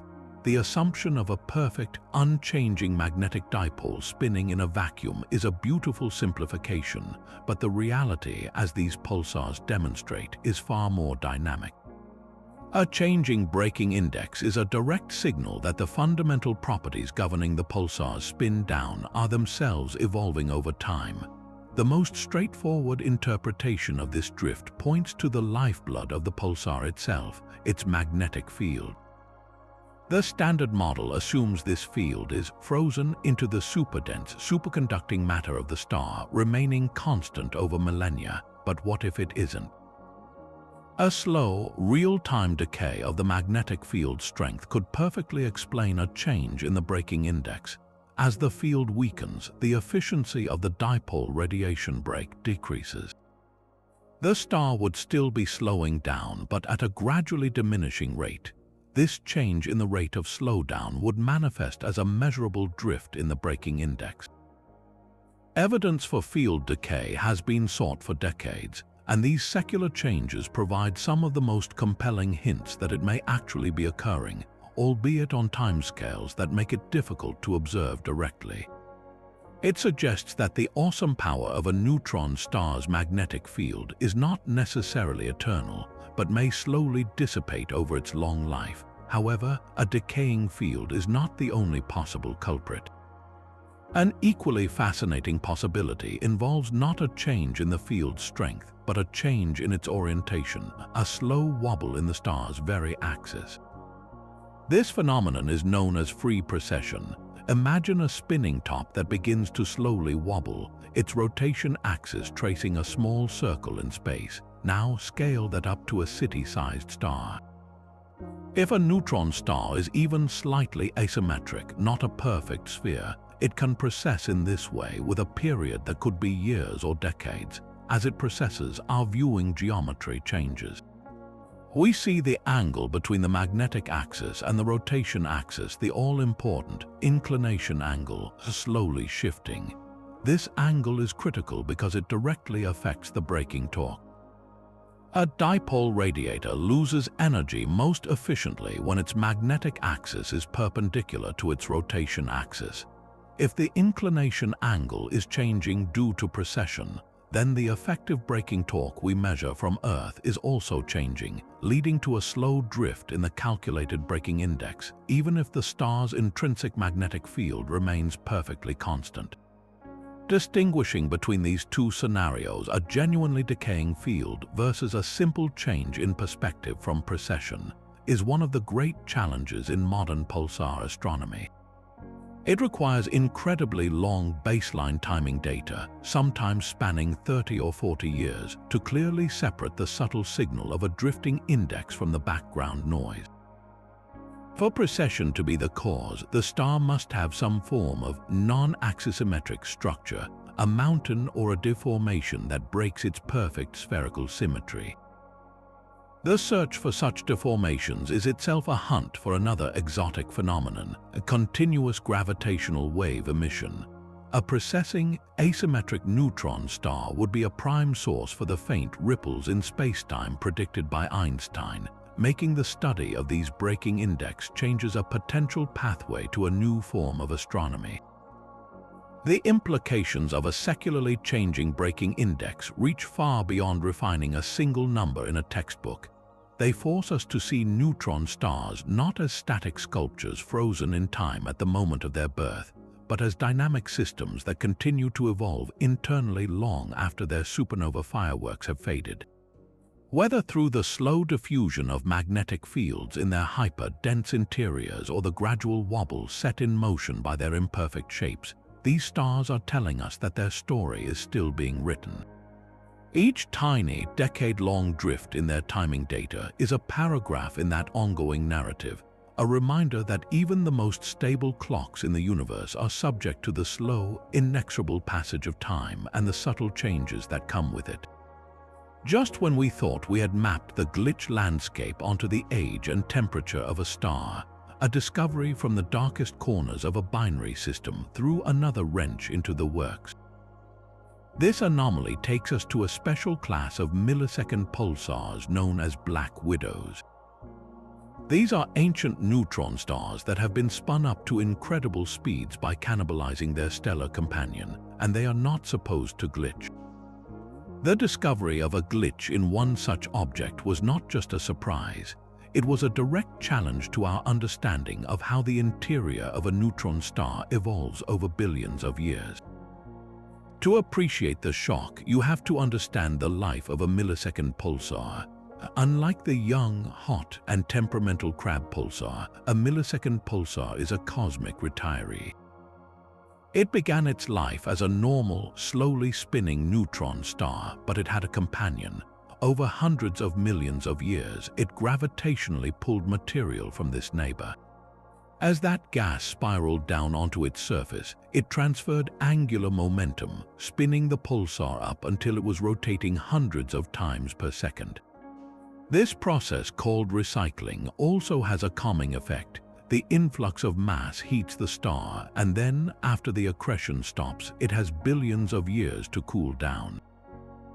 Theorists believe that by the time a pulsar reaches this millisecond stage, its interior would be so cold and ordered that the superfluid vortices would be permanently pinned. The turbulent processes that cause glitches in younger stars would be frozen solid, leaving these objects as the ultimate stable timekeepers. Finding a glitch here was like finding a seismic tremor on the Moon, a place we thought was geologically dead. The specific star in question is PSRB 1957+20, one of the original Black Widow pulsars. It earned its name because it is in the process of utterly destroying its companion star with its intense radiation and particle wind, leaving behind only a tiny, planet-sized remnant. This pulsar spins 622 times every second. In 2016, after years of exhibiting flawless timing, it experienced a clear, unambiguous glitch. The event was small, especially compared to the giant leaps of the Vela pulsar, but its mere existence was monumental. It proved that even in these ancient, cold environments, the superfluid interior retains enough dynamic energy to suddenly rearrange itself and affect the crust. So, what does this tell us? The most significant implication is that the glitch mechanism, in some form, must be universal. It is not a behavior exclusive to young, hot neutron stars. This forces a major revision of the vortex pinning theory.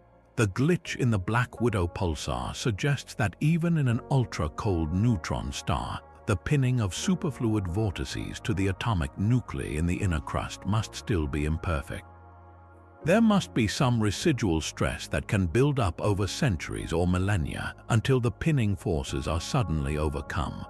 Perhaps the incredible rotational speed of a millisecond pulsar itself creates unique conditions, with centrifugal forces affecting the structure of the crust in ways we haven't fully modeled. The superfluid in this recycled star isn't frozen, it's just sleeping more deeply, and it can still awaken with a jolt. This single observation opens a new frontier in the study of ultradense matter.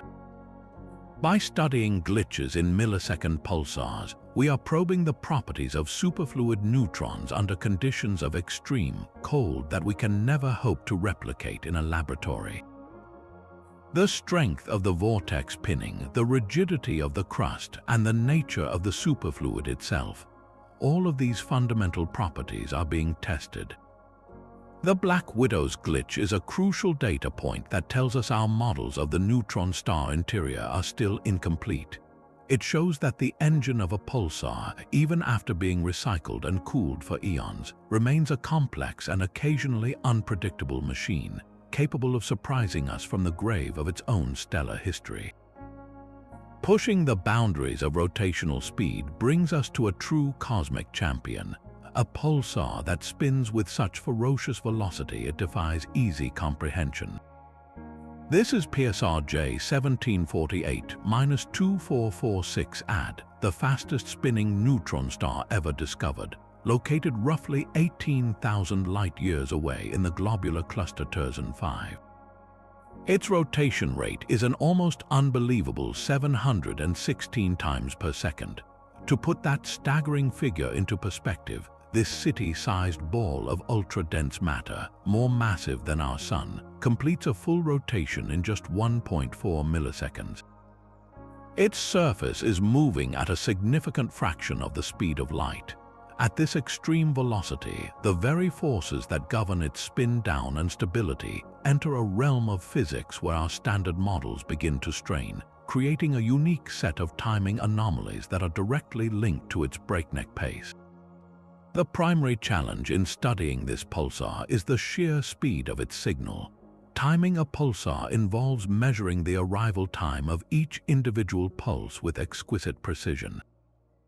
For a slow pulsar like the 23-second rotator, you have a long, leisurely window to capture the pulse's shape and pinpoint its peak. But for Pulsar J1748, the pulses arrive in a relentless, ultra-fast barrage. It's the difference between tracking the individual ticks of a grandfather clock and trying to count each droplet in a high-pressure fire hose. This rapid-fire signal places immense demands on our radio telescopes and data processing systems. Any tiny imperfection in the instrumentation or any subtle interference can smear the pulse profile, making it incredibly difficult to measure the exact moment of arrival for each rotation. This intrinsic timing noise, born from the observational challenge itself, can mask the very subtle changes in spin rate that might reveal the pulsar's secrets, such as the presence of microglitches or the faint whisper of gravitational waves. Beyond the practical difficulties, the extreme rotation rate of this pulsar suggests that exotic physical effects could be influencing its spin down in ways we don't see in slower spinners. One tantalizing possibility is that the star is not a perfect sphere. The incredible centrifugal forces generated by spinning over 700 times a second could be fighting against the star's own gravity, causing it to bulge slightly at its equator.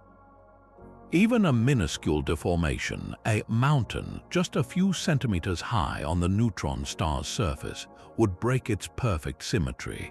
According to Einstein's theory of general relativity, any asymmetric rotating object will lose energy by emitting gravitational waves, ripples in the fabric of spacetime itself. For most pulsars, this energy loss is negligible compared to the breaking caused by their magnetic fields, but for the fastest spinners, the story could be different. The emission of gravitational waves would act as an additional, constant brake on the star's rotation. If this is happening, the observed spin-down rate of Pulsar J1748 would be faster than what we would predict from the magnetic dipole model alone.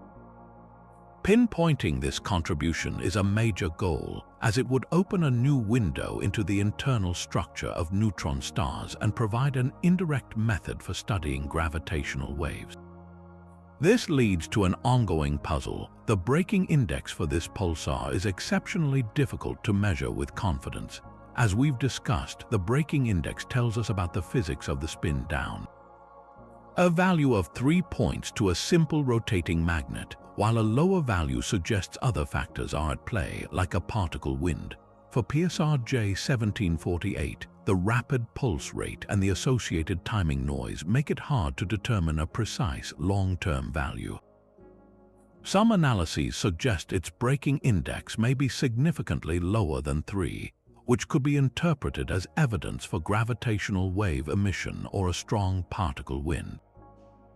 However, the observational challenges mean we cannot yet rule out that the measured anomaly is partly due to the smearing of its signal over many years of data collection.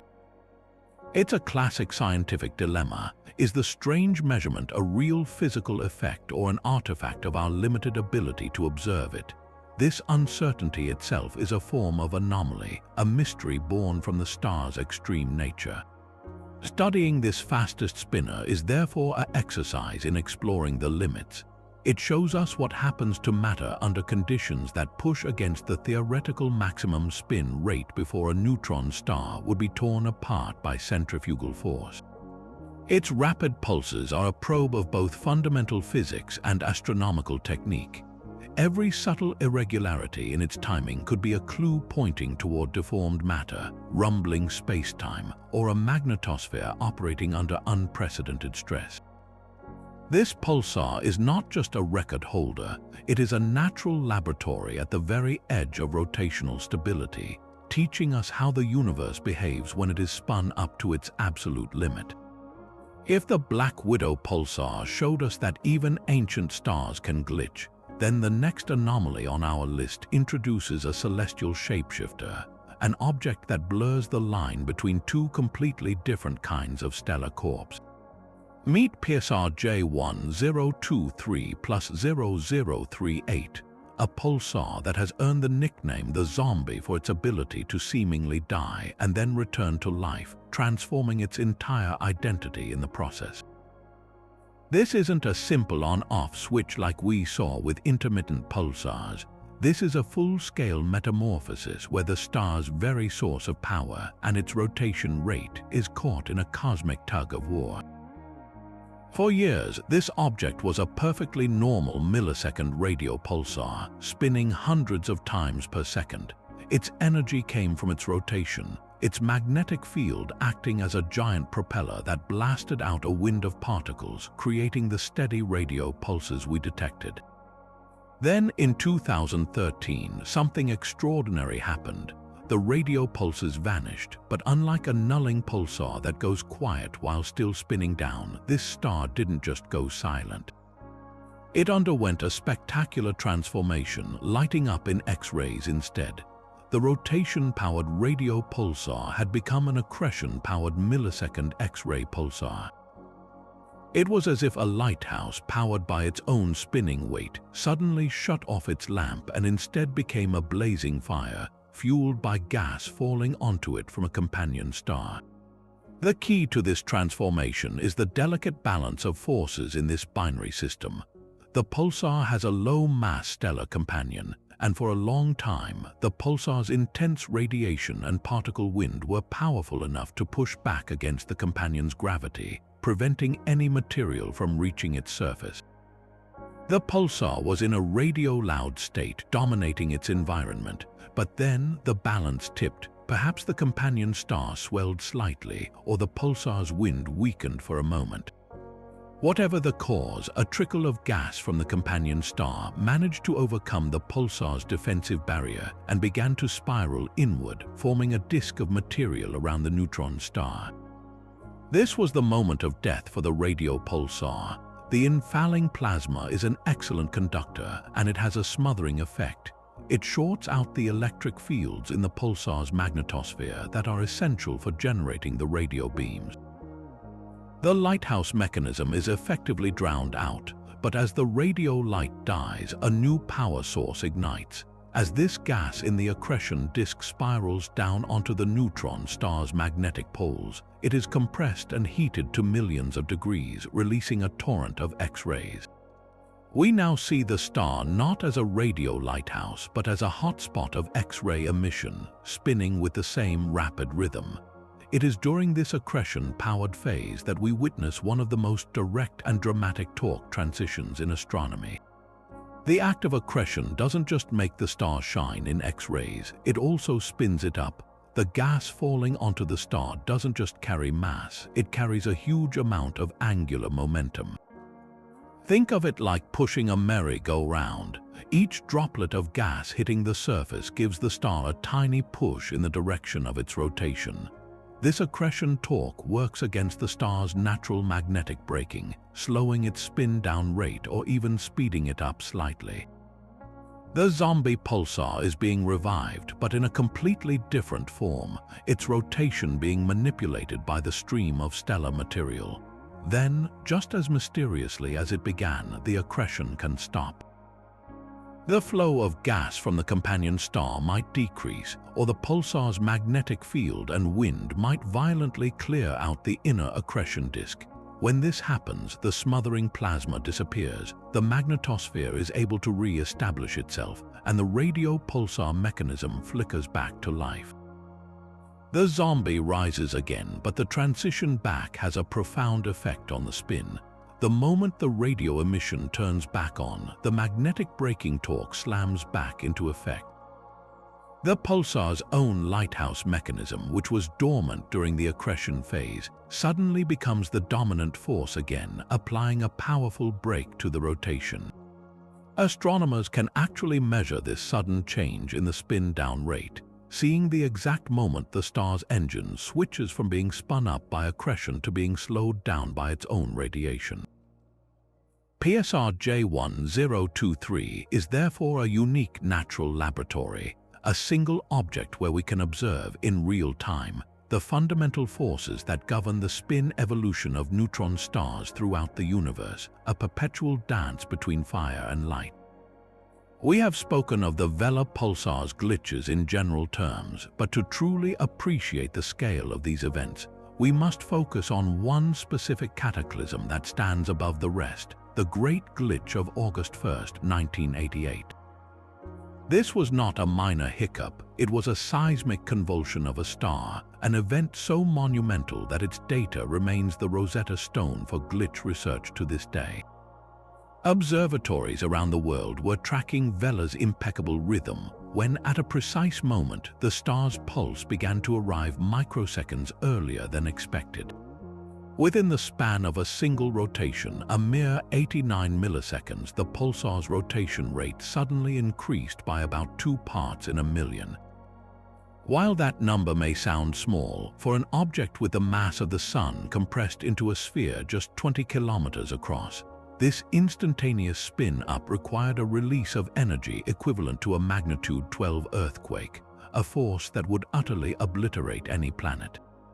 The event unfolded in a sequence of distinct phases, each a clue to the internal mechanics at work.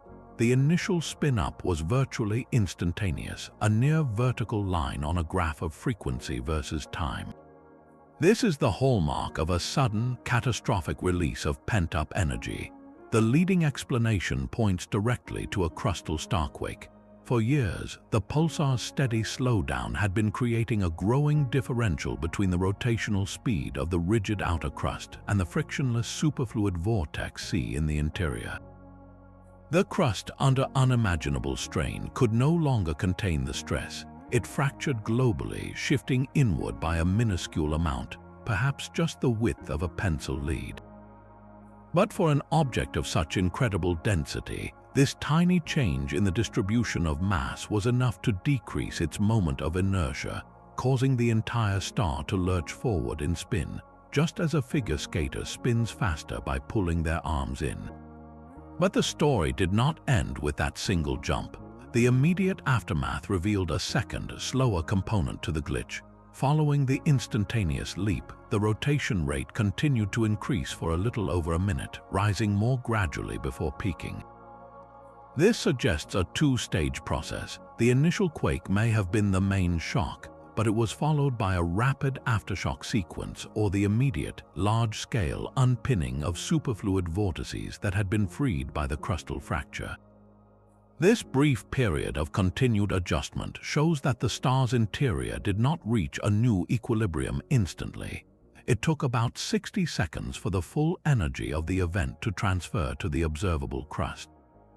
Then began the long sigh, the recovery phase that has been monitored for over 3 decades. After reaching its peak, the pulsar's rotation did not stay at its new, faster rate. Instead, it began a slow, exponential decay back toward the spin rate it was predicted to have had if the glitch had never occurred. this relaxation is not a smooth curve. It is a process governed by the slow, viscous recoupling of the star's deepest superfluid layers.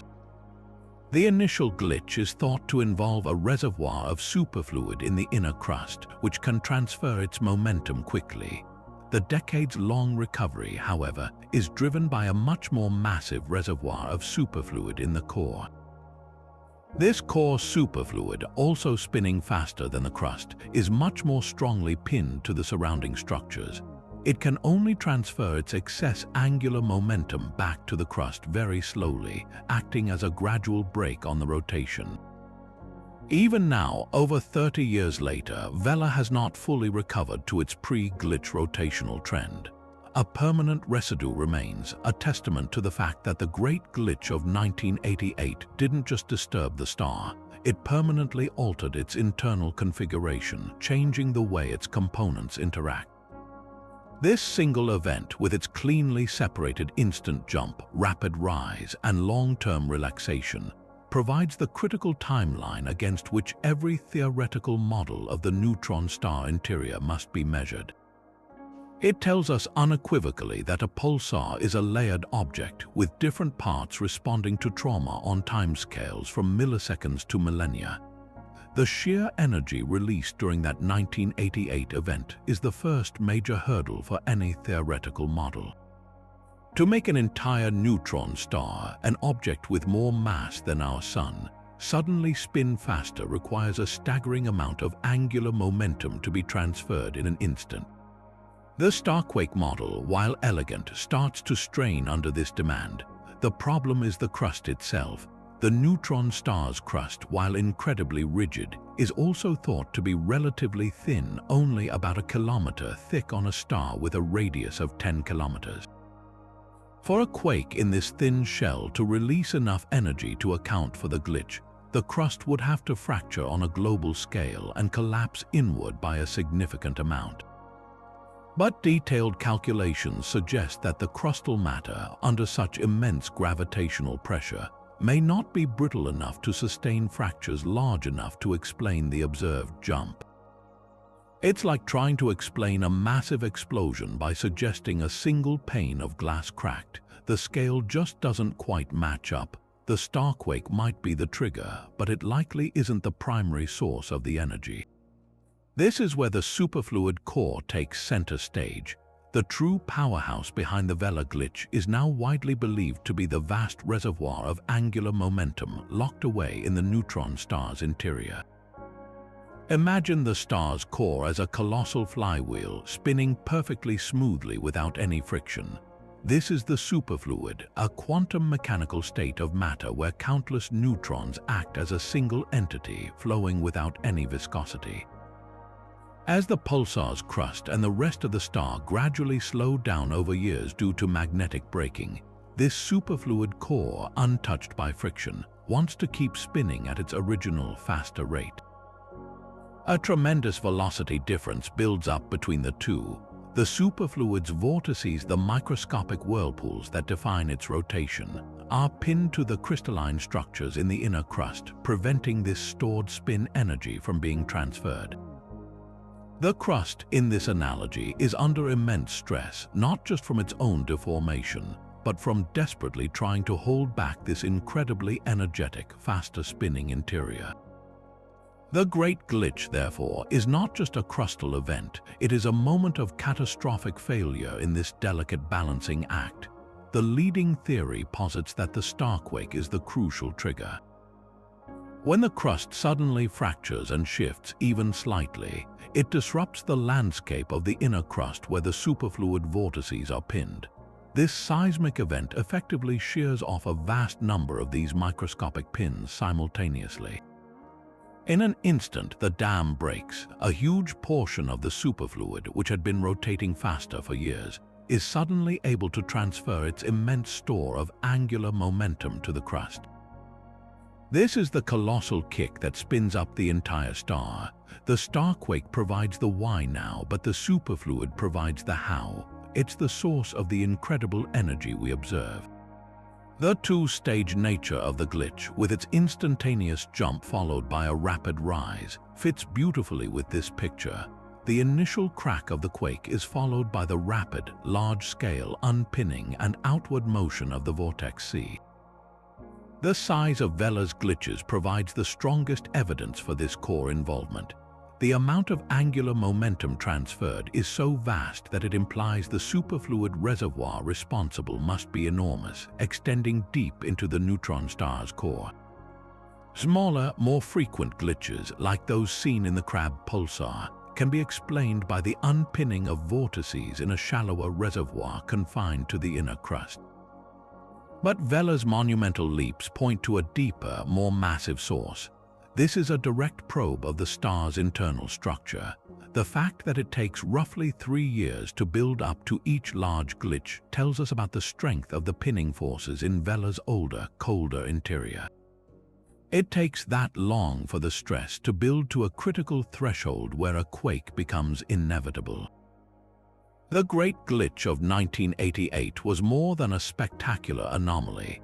It was a definitive experiment performed by nature, demonstrating beyond doubt that neutron stars contain a bizarre, frictionless quantum fluid in their hearts, and that the interaction between this superfluid and the solid crust is the fundamental engine driving the most dramatic rotational changes in the cosmos. Now, with this profound understanding of Vela's internal mechanics, our attention turns to the future. The star's quasi-periodic history of massive glitches occurring roughly every 3 years has transformed it from a mere object of study into a celestial event that we can actually anticipate. Since that monumental event in 1988, Vela has continued its rhythmic convulsions, with significant glitches recorded in 1991, 2000, 2004, 2006, 2010, 2013, 2016, 2019, and 2021. This pattern has created a powerful new capability in astronomy, the prediction of a stellar cataclysm. Based on the average interval, the scientific community is now on high alert, expecting the next great glitch to occur at any moment, with a high probability window centered around 2024 or 2025. This anticipation has sparked a global, coordinated campaign unlike any other in astrophysics. Observatories around the world, from the Parkes Radio Telescope in Australia to the Very Large Array in New Mexico, have established dedicated monitoring programs focused intently on Vela. The goal is no longer just to record the fact that a glitch happened. It is to capture the event with a level of detail that was unimaginable just a decade ago.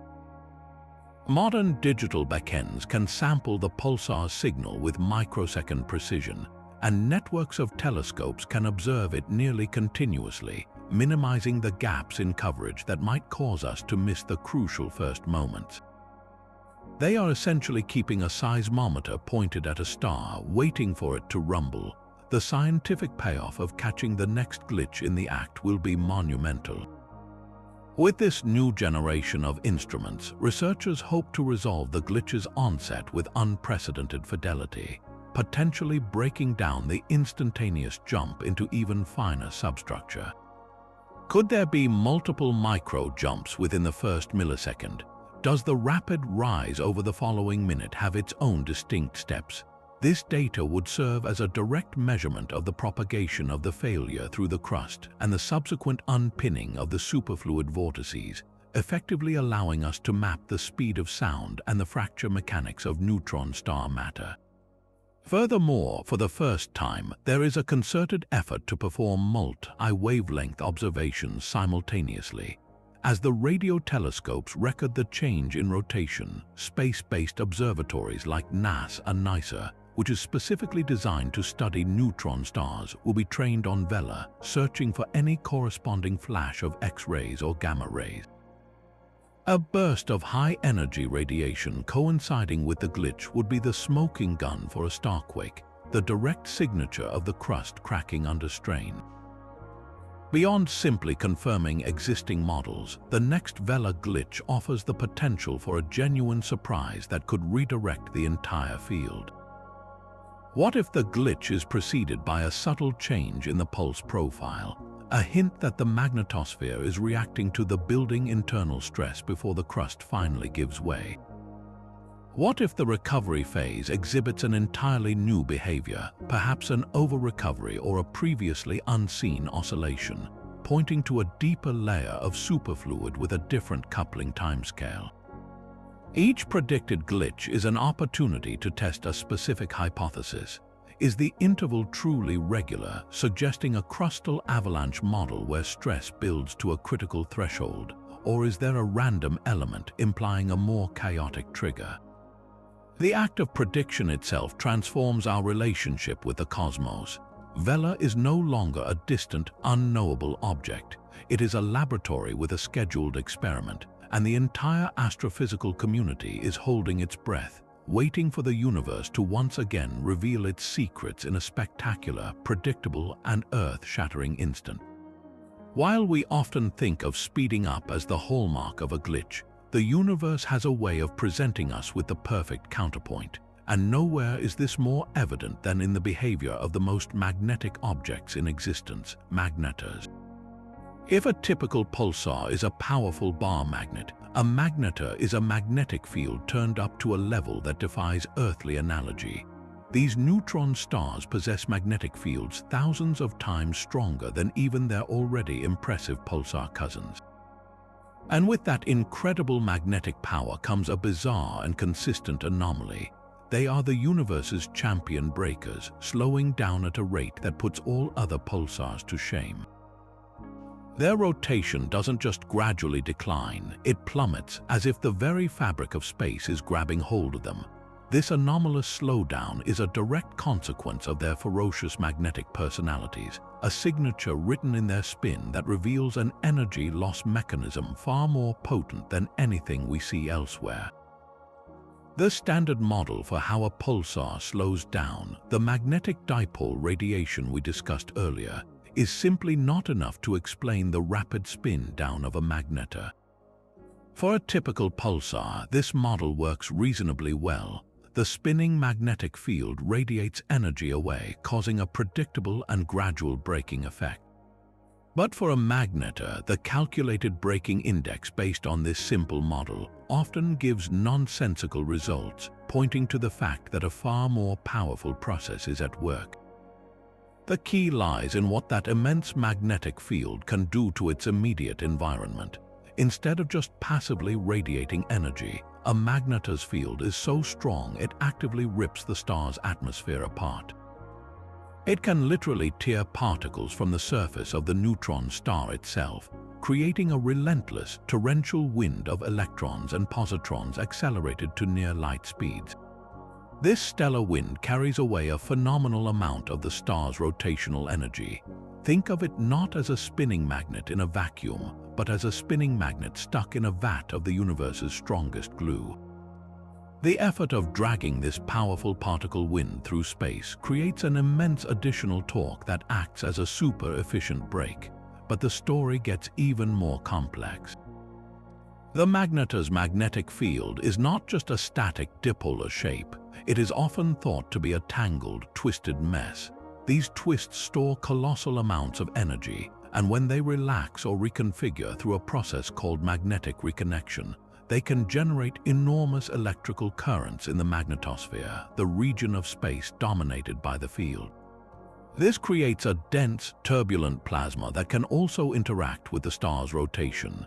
Some theories suggest this plasma can actually couple the star's magnetic field to its surroundings more effectively, almost like attaching a giant propeller to the star that churns against the interstellar medium, sapping its spin at a prodigious rate.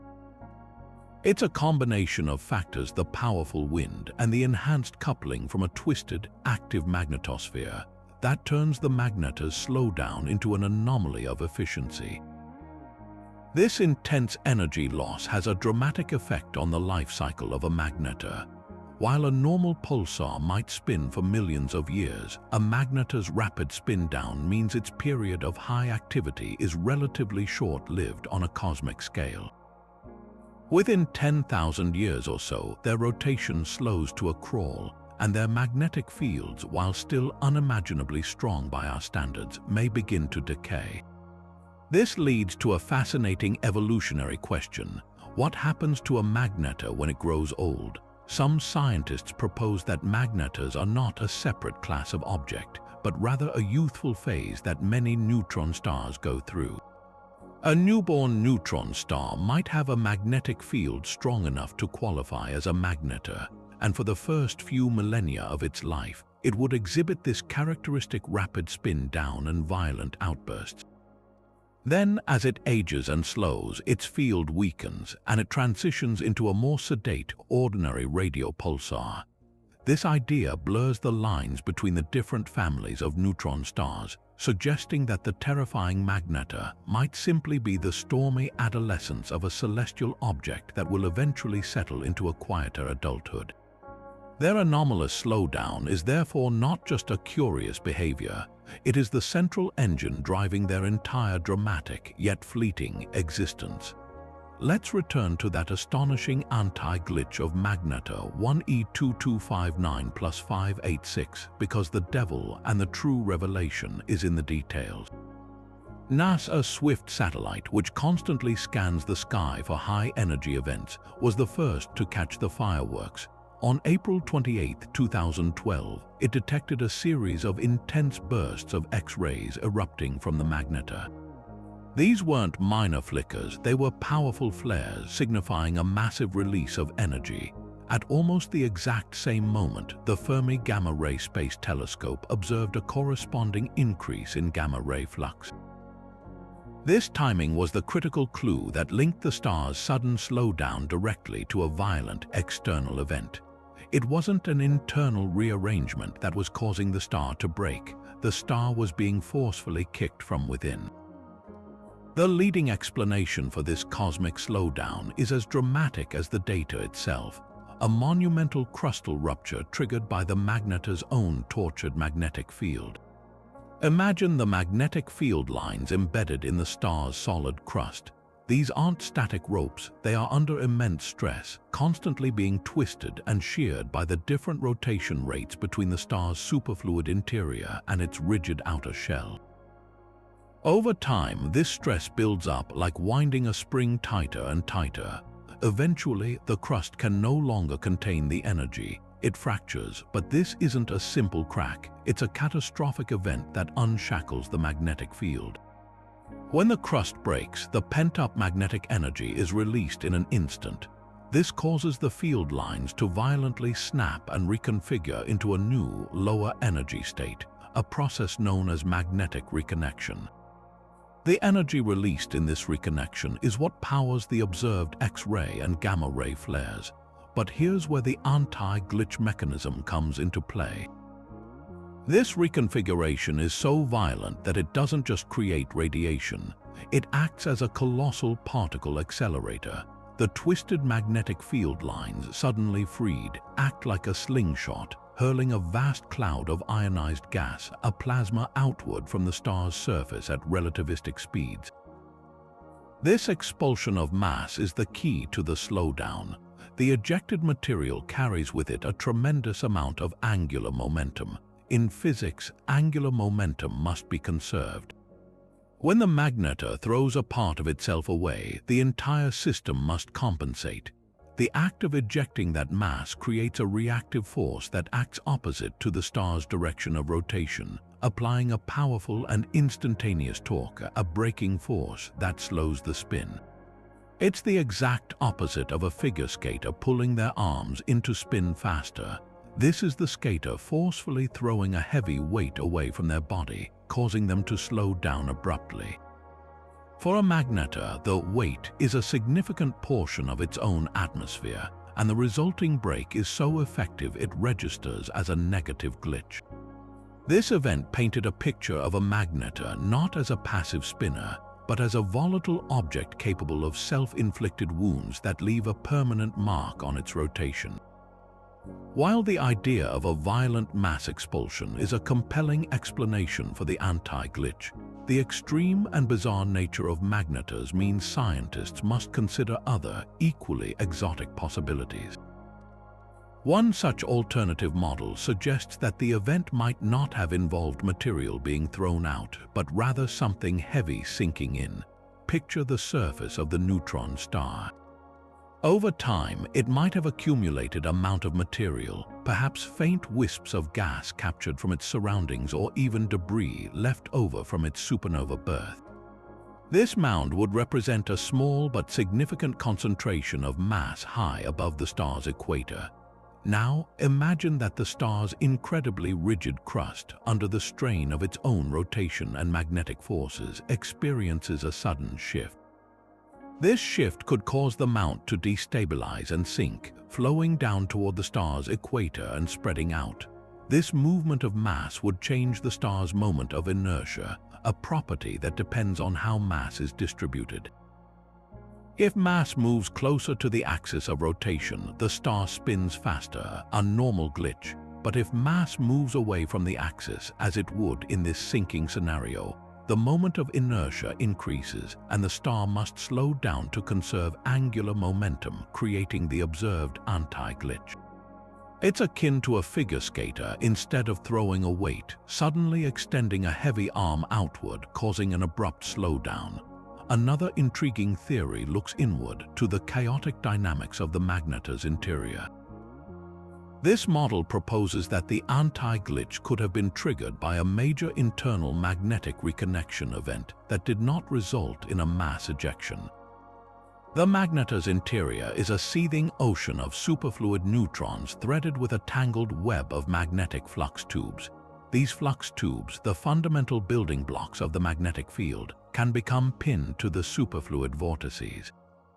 If a large-scale reorganization of this internal magnetic field occurs, a reconnection deep within the star, it could suddenly release a vast amount of energy. But instead of that energy blowing material off the surface, it might reconfigure the magnetic field outside the star in a way that temporarily supercharges the braking mechanism.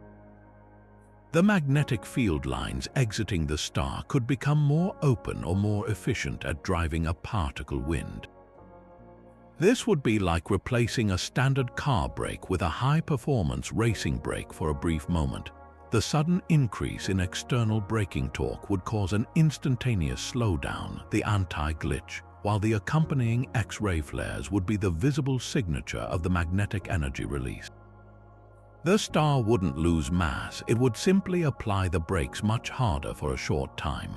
Distinguishing between these models, the explosive mass ejection, the sinking mount, and the reconfigured brake is the crucial next step. Each one makes different predictions that future observations could test.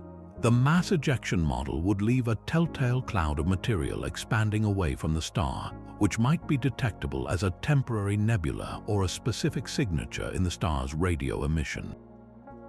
The sinking mount model predicts a very specific and permanent change in the star's moment of inertia, which would affect its long-term spin-down behavior in a unique way.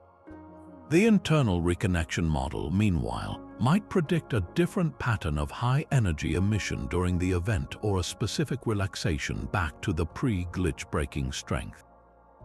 The anti-glitch of 1E2259 plus 586 remains a landmark event because it forces us to think creatively about how these incredible objects can manipulate their own rotation. It demonstrates that the menu of pulsar behaviors is far more diverse than just speeding up, encompassing everything from internal rearrangement to violent self-propulsion. Each anomaly a new clue in our quest to understand matter at its absolute limit. Now let's revisit the enigmatic intermittent pulsar PSRB 1931 plus 24, but this time to peer directly into the heart of its on-off switch. The leading theory to explain its 35-day cycle involves a radical idea. The pulsar's magnetosphere can exist in two completely different stable configurations. This is not a simple flicker, it's a fundamental transformation of the star's entire external engine. Imagine a machine that has two distinct operating modes, like a car that can either run as a quiet, efficient electric vehicle or at the flip of a switch, roar to life as a powerful gasoline engine. For this pulsar, the switch flips between a radio-loud state and a radio-quiet state, and the consequences for its rotation are profound. In the radio-loud-on state, the magnetosphere is flooded with a dense plasma of electrons and their antimatter counterparts, positrons. This plasma is absolutely essential. It's created in a complex cascade near the magnetic poles, where the star's immense gravitational and magnetic forces rip particles from the surface and accelerate them to near-light speeds. This dense, conductive plasma shorts out the enormous electrical voltages generated by the spinning magnetic field, allowing a continuous current to flow. This current, in turn, powers the coherent radio emission we detect, the brilliant lighthouse beam that makes the pulsar visible to us. Crucially, in this active state, the pulsar's powerful wind of particles flows outward relatively unimpeded.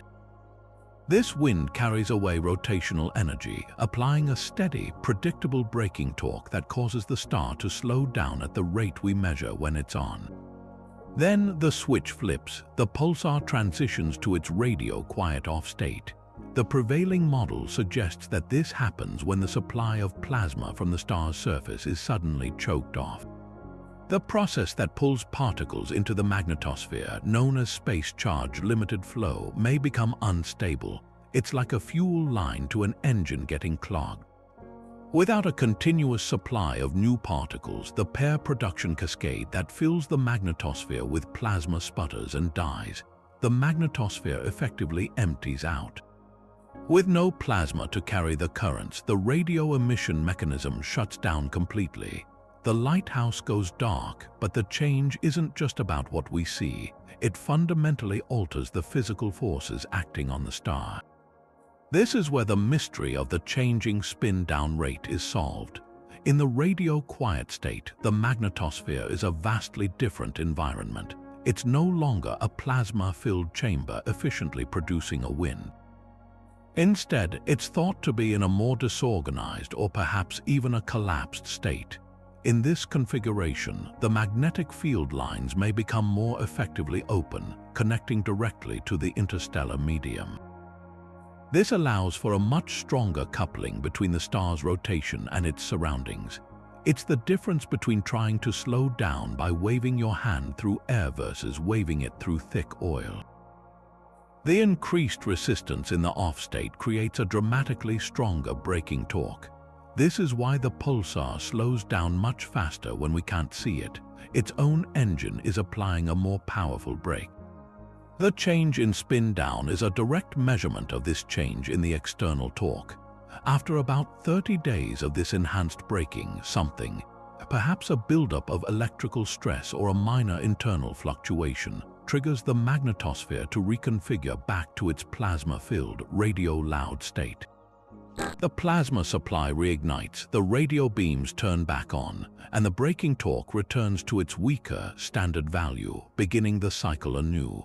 This two-state magnetospheric model beautifully ties together the pulsar's disappearing act with the anomalous behavior of its spin, revealing a dynamic object that can fundamentally alter how it interacts with the universe on a regular schedule.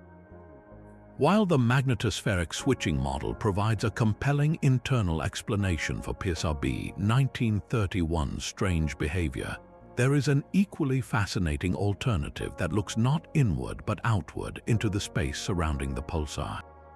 This is the disk interaction hypothesis, a theory that suggests the pulsar is not acting alone, but is engaged in a delicate gravitational dance with the ghost of its own violent birth.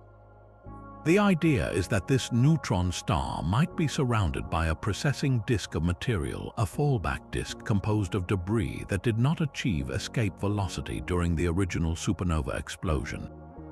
Instead of flying off into interstellar space, this material remained gravitationally bound to the collapsed core, settling into a wide, slow-moving ring. This disk would be a fossil relic, a cosmic echo of the star's death, and it could be the key to the entire 35-day cycle. The mechanics of this hypothesis revolve around the disk's slow wobble or precession. Imagine a giant, lopsided vinyl record, billions of kilometers across, slowly wobbling as it orbits the pulsar. This precession would have a fixed period, and for Pulsar B 1931, that period could neatly match its 35-day on-off cycle. For roughly 30 days of this cycle, our line of sight from Earth to the pulsar would be clear. We would have an unobstructed view of the pulsar's magnetic poles and the lighthouse beams they generate. But as the disk continues its slow wobble, it would eventually move directly between us and the pulsar. For the next 5 days, this disk of gas and dust would act as a celestial curtain, blocking our view of the radio emissions. The pulsar wouldn't actually turn off. From our perspective, it would simply be hidden. This elegantly explains the regular timing of the disappearance without requiring any fundamental change in the pulsar's internal state. But what about the dramatic change in the spin-down rate? A simple obscuring disk couldn't account for that. This is where the hypothesis becomes truly interactive. The presence of a substantial debris disk would fundamentally alter the pulsar's environment. The pulsar's magnetosphere, that zone of dominant magnetic influence, does not exist in a perfect vacuum. When a disk is present, the magnetosphere terminates at the point where the pressure from the pulsar's magnetic field equals the pressure of the material in the disk. When the disk is on the far side of its wobble, away from our line of sight, the magnetosphere might be relatively clear and stable, allowing the pulsar's wind to flow outward efficiently, resulting in the standard, slower spin-down we observe during the on state. However, when the disk precesses closer to the pulsar, it could physically disrupt this outflow. The disk could act as a barrier, loading the magnetosphere with additional ionized gas. This influx of extra material would increase the density of plasma within the magnetic field lines. A denser plasma would create a stronger coupling between the pulsar's rotation and its immediate environment. It's the difference between trying to spin a simple propeller in air versus trying to spin it in water. The denser medium provides far more resistance. This enhanced coupling would apply a much stronger braking torque on the star, causing it to slow down at the accelerated rate we measure during the off state. In this scenario, the pulsar's rotation is being directly manipulated by its ancient debris disk. The change in spin down isn't an internal switch, but a direct physical response to the changing density of the material it's trying to spin against. The disk interaction hypothesis thus presents a beautifully unified explanation. A single cause, the precessing disk, creates both the periodic obscuration of the radio beam and the simultaneous change in the external braking force, all without the pulsar itself needing to undergo a fundamental metamorphosis. It paints a picture of a complex system where a dead star continues to interact with the remnants of its own destruction, creating a clockwork anomaly that has lasted for millennia. While the singular events of Vela provide a deep look at individual cataclysms, the true power of statistics reveals itself when we turn our gaze to the hyperactive Crab pulsar. Its frequent, smaller glitches have provided astronomers with a treasure trove of data, not of isolated earthquakes, but of a constant, rumbling seismic activity. By analyzing the Crab's extensive glitch history, we move from studying individual trees to mapping the entire forest, uncovering patterns that point to a profound principle governing the star's interior, a state of perpetual, simmering instability. The sheer number of glitches recorded from the Crab is what makes this analysis possible. Over decades of observation, we haven't just seen a handful of events, we've witnessed dozens. This large sample size allows scientists to move beyond the what and when of each glitch and start asking how often and how big. When they plot the size of each glitch, the amount by which the star spun up, against how frequently glitches of that size occur, a fascinating pattern emerges. It's not a random scatter. Instead, the data follows what's known as a power law distribution. In simple terms, this means that tiny glitches are extremely common, while medium-sized glitches happen less often, and the truly large events are very rare. You can see this pattern everywhere in nature. There are countless tiny pebbles on a beach, fewer large rocks, and only a handful of massive boulders. For the crab pulsar, this distribution suggests that the processes causing glitches are scale invariant.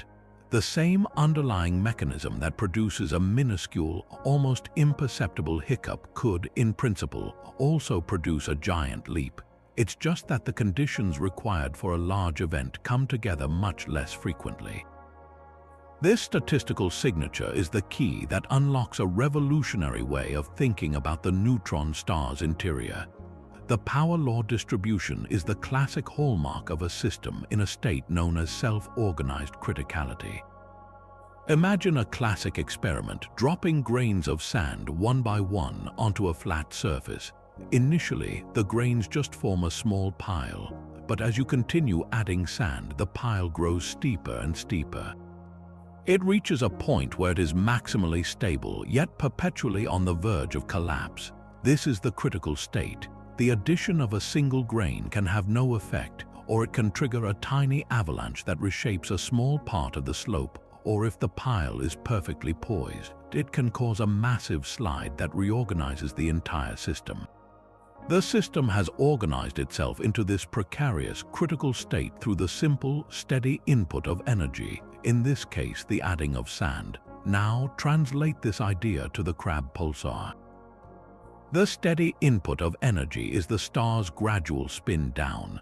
As the crust slows over time, stress builds within the system.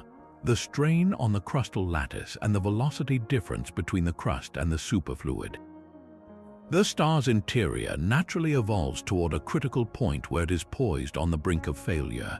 In this state, a tiny local trigger, such as the unpinning of a single vortex or a microfracture in the crust, can have consequences that propagate throughout the entire network. Most of the time, this propagation is limited, causing only a small, local adjustment, a microglitch.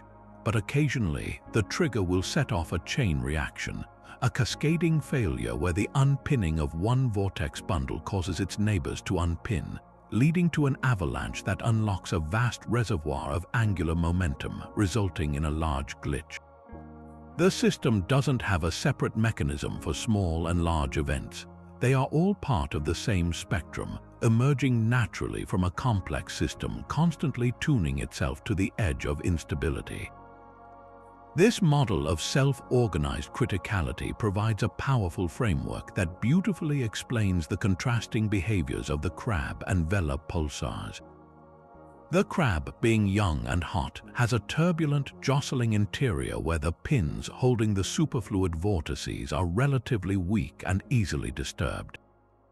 This creates a noisy environment where small avalanches, small glitches happen all the time, preventing a massive buildup of stress. The system is constantly releasing energy in small packets, maintaining its critical state. Vela, by contrast, is older and colder. Its vortex pins are much stronger. The interior is more rigid and ordered, so stress can build for years without significant small-scale releases. The system still reaches a critical point, but when it finally fails, the avalanche is necessarily enormous, involving a large fraction of the stored superfluid. The glitch statistics of each star are therefore a direct reflection of its internal temperature and rigidity, a fingerprint of its age and evolutionary state. By listening to the stutter of these cosmic clocks, we are not just hearing random malfunctions, but the sound of a complex system managing its own immense energies, one avalanche at a time. The chaotic dance of the crab pulsar, with its frequent small glitches, might seem like the epitome of randomness, but hidden within that apparent chaos, scientists have begun to detect a subtle underlying order. The question of whether these events are truly random or if they offer any warning signs is one of the most urgent quests in modern astrophysics. Could we one day predict a stellar convulsion? The search for an answer has led researchers to scrutinize the crab's behavior with an almost forensic intensity, looking for any tiny signal in the data that might act as a precursor, a faint whisper from the star's interior that screams "get ready." This hunt for a warning focuses on the moments, hours, or even days leading up to a glitch. The theory is straightforward. If a glitch is caused by a buildup of stress, whether from crustal strain or the velocity difference between the superfluid and the crust, that stress must manifest itself in some observable way before the breaking point is reached. It might be a subtle change in the star's steady slowdown, a minute increase in the spin-down rate as the internal pressures mount, or more tantalizingly, it could be a change in the high-energy radiation pouring from the star, a flicker in its X-ray or gamma-ray output that signals the impending cataclysm. Finding such a precursor would be a monumental breakthrough, transforming a glitch from a surprising anomaly into a predictable, scheduled event, and giving us a direct window into the real-time dynamics of a neutron star's interior. The most promising and hotly debated potential precursor is a phenomenon known as a slowdown anomaly. In the weeks or months before several of the crab's glitches, meticulous timing analysis has revealed a small but statistically significant deviation. The pulsar's rotation doesn't just slow down at its normal, steady rate. It appears to slow down slightly faster. It's a minute change, like a clock that's running just a few seconds slow over a month, but in the hyper-precise world of pulsar timing, it stands out. This pre-glitch slowdown is interpreted as the sound of a spring being wound tighter. The crust is breaking, but the superfluid core, with its vortices pinned in place, is resisting more strongly, increasing the torque opposing the spin. This growing differential rotation is the stress that will soon be released. Observing this precursor is like hearing the faint, high-pitched creak of a wooden beam just before it snaps. Beyond subtle changes in timing, astronomers have trained the most powerful high-energy telescopes on the crab, searching for a flash of light that might precede the glitch. The logic is compelling. If the trigger is a starquake, the cracking of the crust should release energy not just as a change in spin, but as a burst of X-rays or gamma rays. Similarly, if the trigger is a large-scale unpinning of superfluid vortices, the violent interaction of these quantum whirlpools with the crustal lattice could generate heat and radiation. NASA's Fermi Gamma Ray Space Telescope and other observatories have monitored the crab during glitches, and there have been intriguing, albeit not yet conclusive, reports of small changes in its high-energy output coinciding with the rotational jumps. A definitive link would be the smoking gun, directly connecting the internal mechanical failure to an external flash of light. However, the search for a universal precursor is fraught with challenges. Not every crab glitch is preceded by a clear slowdown anomaly or an X-ray flare. This inconsistency suggests that the glitch trigger might not be a single, monolithic process. Some glitches could be initiated by a large-scale crustal fracture that produces a clear warning signal, while others might be the result of a more gradual, cascading failure of vortex pins, a crustal avalanche that builds more stealthily without a dramatic prelude. The star's hyperactive, young nature means its interior is a turbulent soup of competing processes. A precursor signal that is clear for one event might be drowned out by the general background noise for another. The absence of a consistent warning might in itself be a crucial clue, pointing to the existence of multiple glitch mechanisms operating within the same star. The ultimate goal of this research is to move from detection to prediction. If a reliable precursor can be identified, a specific pattern of slowdown followed by a specific type of high-energy flicker, then we could genuinely forecast a glitch. This would open up an unparalleled opportunity for observation. Imagine a global network of telescopes, from radio dishes to X-ray observatories, all pointed at the crab pulsar, alerted days in advance that a glitch is imminent.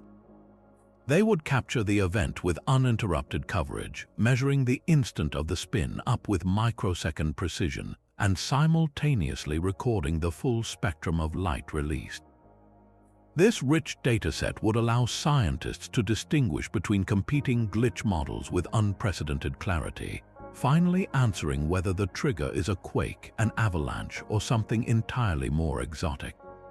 The crab's frantic glitching, once a source of mystery, is becoming a regular celestial experiment, and the search for its subtle warnings is our best chance to be in the front row when the next piece of the puzzle falls into place.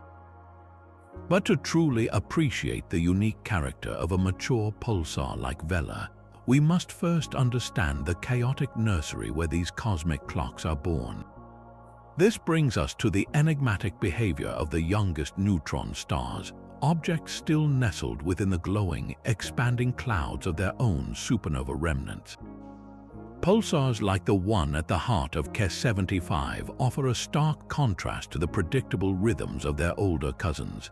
KESS 75 is the remnant of a supernova that likely occurred just 500 years ago, making its central pulsar, PSR J1846-0258, a true infant on the cosmic timescale. When such a young star glitches, it doesn't behave like the deliberate, massive events of Vela or the frequent jitters of the Crab. It exhibits a wildness that reflects its tumultuous, fiery youth, hinting at an interior that is still more liquid fire than solid clockwork. The fundamental difference lies in the star's internal temperature. A newborn neutron star is unimaginably hot, with temperatures exceeding 1,000,000 degrees Celsius at its surface and far hotter within. This intense heat has a profound effect on the state of its matter. While the outer crust solidifies relatively quickly, the deeper layers remain in a more fluid, plastic state for much longer. This heat dramatically weakens the forces that are so crucial for glitches in older pulsars. Specifically, it affects the phenomenon of vortex pinning. The superfluid vortices, those microscopic whirlpools of neutrons, need a rigid, crystalline lattice structure to pin themselves to. In a young, hot pulsar, the inner crust is constantly vibrating with thermal energy. This thermal jostling makes it much harder for the vortices to find and maintain a secure grip. The pins are loose, like trying to anchor a rope to a shaking wall. This has a direct consequence for glitch behavior. In a colder star like Vela, the strong pinning allows stress to build up over years until a catastrophic, large-scale failure occurs. But in a hot, young pulsar, the pinning is weak and erratic. Vortices can unpin in small groups much more easily and frequently, but they rarely coordinate a massive, simultaneous release of angular momentum. This suggests that the largest glitches might be suppressed in youth, replaced by a higher frequency of smaller, less organized events. The angular momentum transfer isn't a single, well-defined geyser. It's more like a landscape of scattered, bubbling springs, each releasing a little energy at a time. Furthermore, the heat itself provides other avenues for the star to release its rotational stress. A hot, fluid interior can adjust through convective currents or thermal processes, slowly smoothing out differential rotation without the need for a sudden, dramatic glitch. The star's own thermal energy acts as a pressure valve, preventing the kind of massive stress accumulation that defines the glitch families of middle-aged pulsars. The study of these young pulsar glitches is incredibly challenging precisely because of their environment. They are often deeply embedded within their supernova remnants, which are themselves brilliant sources of radio waves and X-rays. This makes it difficult to isolate the clean, steady pulse of the neutron star from the chaotic background glare of the expanding gas cloud. Every glitch observation from such a young object is therefore a precious data point. Each one helps us piece together the thermal evolution of a neutron star, mapping how it transitions from a hot, fluid newborn into a cold, rigid adult. By comparing the glitch in the KESS 75 pulsar to those of the Crab and Vela, we are essentially looking at a single object at three different stages of its life: the unruly toddler, the hyperactive teenager, and the settled adult whose occasional convulsions reveal the deep structure of its mature form. The strange glitches of youth are not merely anomalies, they are the birth cries of a cosmic timekeeper, the first unsteady ticks of a clock that will one day measure the ages of the universe. But even the most violent starquakes and magnetic upheavals may not be the only unseen forces tugging at a pulsar's spin. To uncover the source of our next anomaly, we must venture beyond the familiar laws of electromagnetism and into the realm of Einstein's general relativity, to a phenomenon that stretches and compresses the very fabric of spacetime itself, gravitational waves. The steady spin down of a pulsar is a record of all the forces acting upon it, and for some stars, the math simply doesn't add up. The observed braking is slightly too strong or follows a pattern that can't be explained by magnetic braking or particle winds alone. This discrepancy opens the door to a breathtaking possibility that we are seeing the subtle, continuous drain of energy caused by a pulsar shaking the universe around it. To understand how this works, we need to revisit a fundamental principle of Einstein's theory. Any asymmetric, accelerating mass will produce ripples in spacetime. A perfect, smoothly spinning sphere would create no gravitational waves. But what if a neutron star is not perfectly smooth? Imagine a tiny mountain on its surface. Now, when we say mountain, we're not talking about a Himalayan scale range. Given the pulsar's incredible density, a deformation just a few centimeters high, about the width of a finger, would constitute a significant asymmetry. As this minuscule mountain whips around hundreds of times per second, it creates a wobble in the star's rotation. This wobble is an acceleration of mass, and according to Einstein, it must generate a continuous stream of gravitational radiation rippling outward at the speed of light. This process acts as a constant, additional brake on the pulsar's spin, sapping its rotational energy in a way that is fundamentally different from any electromagnetic process. Detecting this effect directly is incredibly challenging, as the energy lost to gravitational waves would be minuscule compared to other forces. However, its signature would be imprinted on the pulsar's long-term timing behavior. It would contribute to what we call timing noise, those small, stochastic irregularities in the pulse arrival times that are often dismissed as background fuzz. A persistent, low-level gravitational wave signal would weave a specific pattern into this noise over many years. Furthermore, it would affect the star's braking index. If a pulsar is slowing down due to a combination of magnetic dipole radiation and gravitational wave emission, its measured braking index would deviate from the pure dipole value of 3 in a predictable way. For a handful of pulsars with anomalously low braking indices, particularly fast-spinning objects where centrifugal forces are more likely to create deformations, gravitational waves present an elegant solution to the puzzle. The hunt for this effect is more than just an exercise in accounting for a pulsar's energy budget. It is an indirect pathway to studying the interior structure of neutron stars. The existence and size of a mountain are not random. They are determined by the incredible forces at play within the star. The crust of a neutron star, while harder than diamond, has a finite strength known as the braking strain. The immense magnetic fields buried inside the star exert titanic stresses on this crust, trying to tear it apart. The gravitational pull from the star's own mass, however, fights to keep it perfectly spherical. The tiny mountain that might form is a testament to the equilibrium reached in this eternal struggle. By measuring the additional spin down we suspect is caused by gravitational waves, we can effectively weigh the mountain.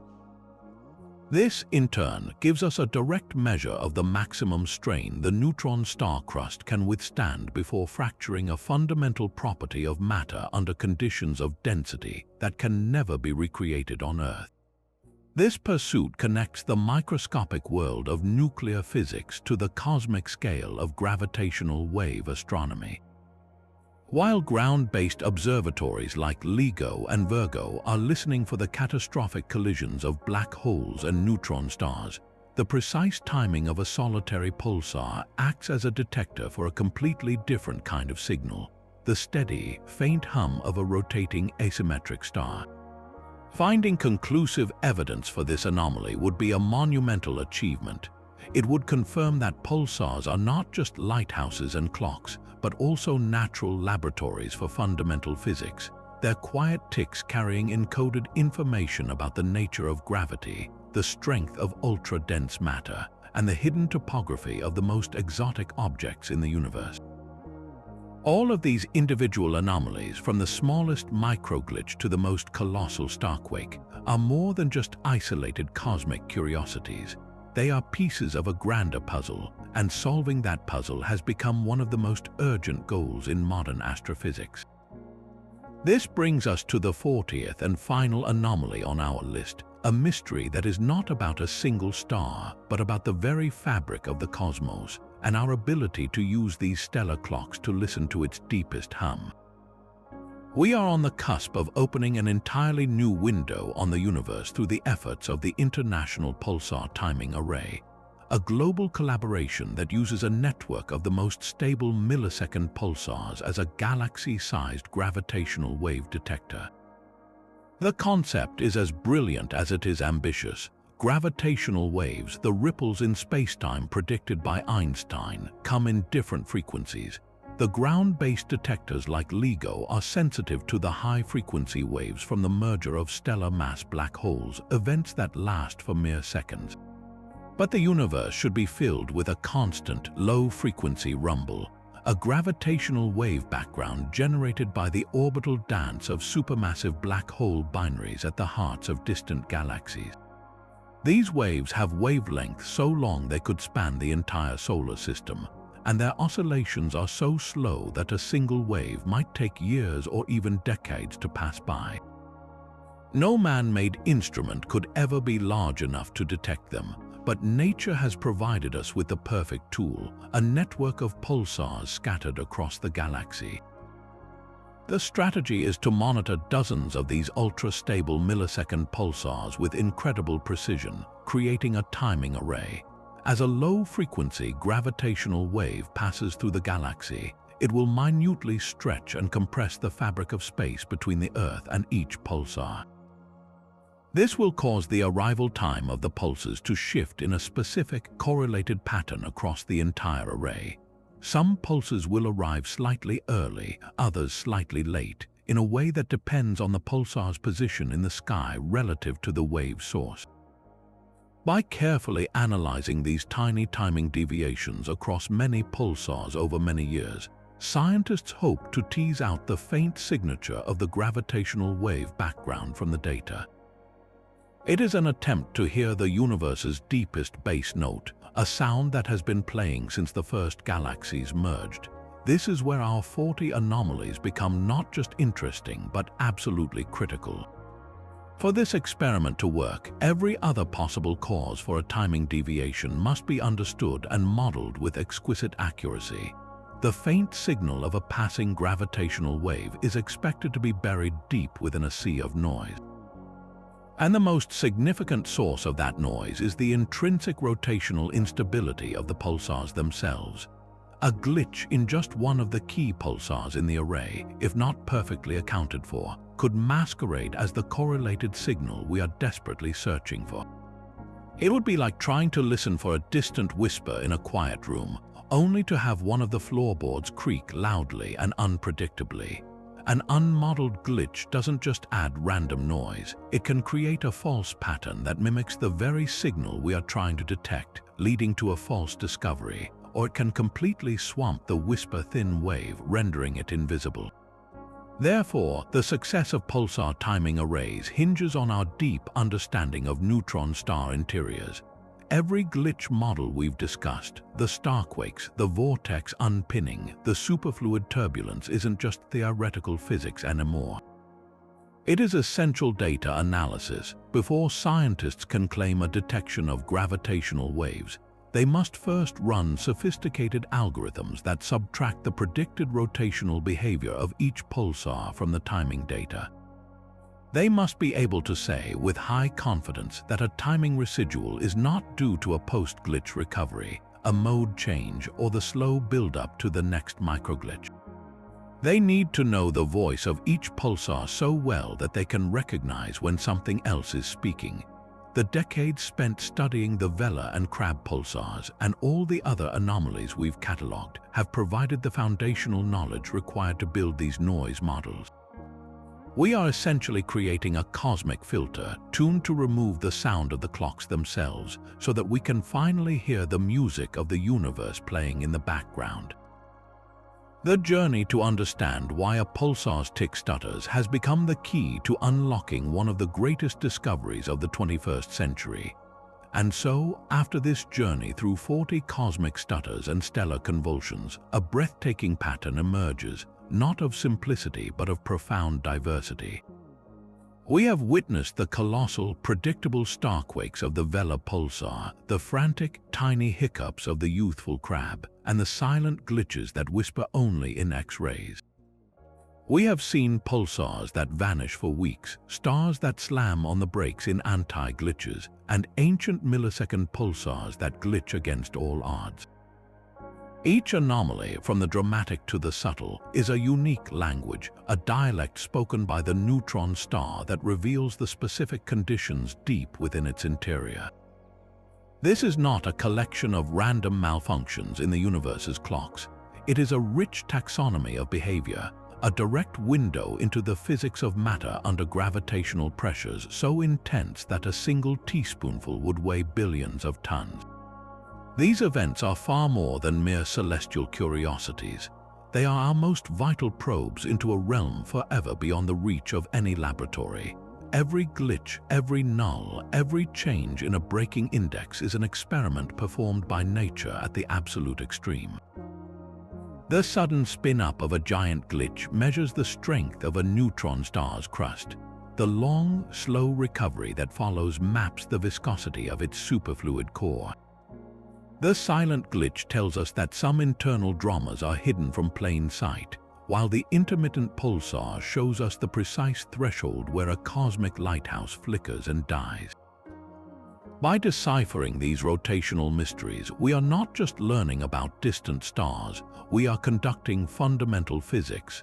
We are testing the limits of quantum mechanics, the behavior of superfluids, the nature of high-density matter, and the very strength of the fabric of spacetime. The adventure is only just beginning. The next generation of astronomical observatories, led by the revolutionary Square Kilometre Array or SKA, promises to transform our understanding entirely. This vast network of radio telescopes with its unprecedented sensitivity is poised to discover not just a few more pulsars but tens of thousands of them. It will be like turning on a light in a dark room and discovering an entire civilization we never knew existed. Within this vast new population, we are certain to find anomalies stranger than anything we can currently imagine. We might discover pulsars that glitch in 3 stages instead of 2, or ones that switch between 5 different modes. We could find a pulsar whose rotation is so perfectly stable that its tiny timing residuals finally, unequivocally, reveal the faint hum of the gravitational wave background, the combined rumble of every supermassive black hole binary in the universe. This is the thrilling frontier of astrophysics. Each new anomaly is a piece of a grand puzzle, a clue that brings us closer to answering the most profound questions about the nature of matter, energy, and the forces that shape our cosmos. The glitching stars are not silent, they are speaking to us, and with every new telescope and every new discovery, we are learning to listen more closely. We want to hear from you on this journey. As you reflect on these 40 cosmic mysteries, which one captured your imagination the most?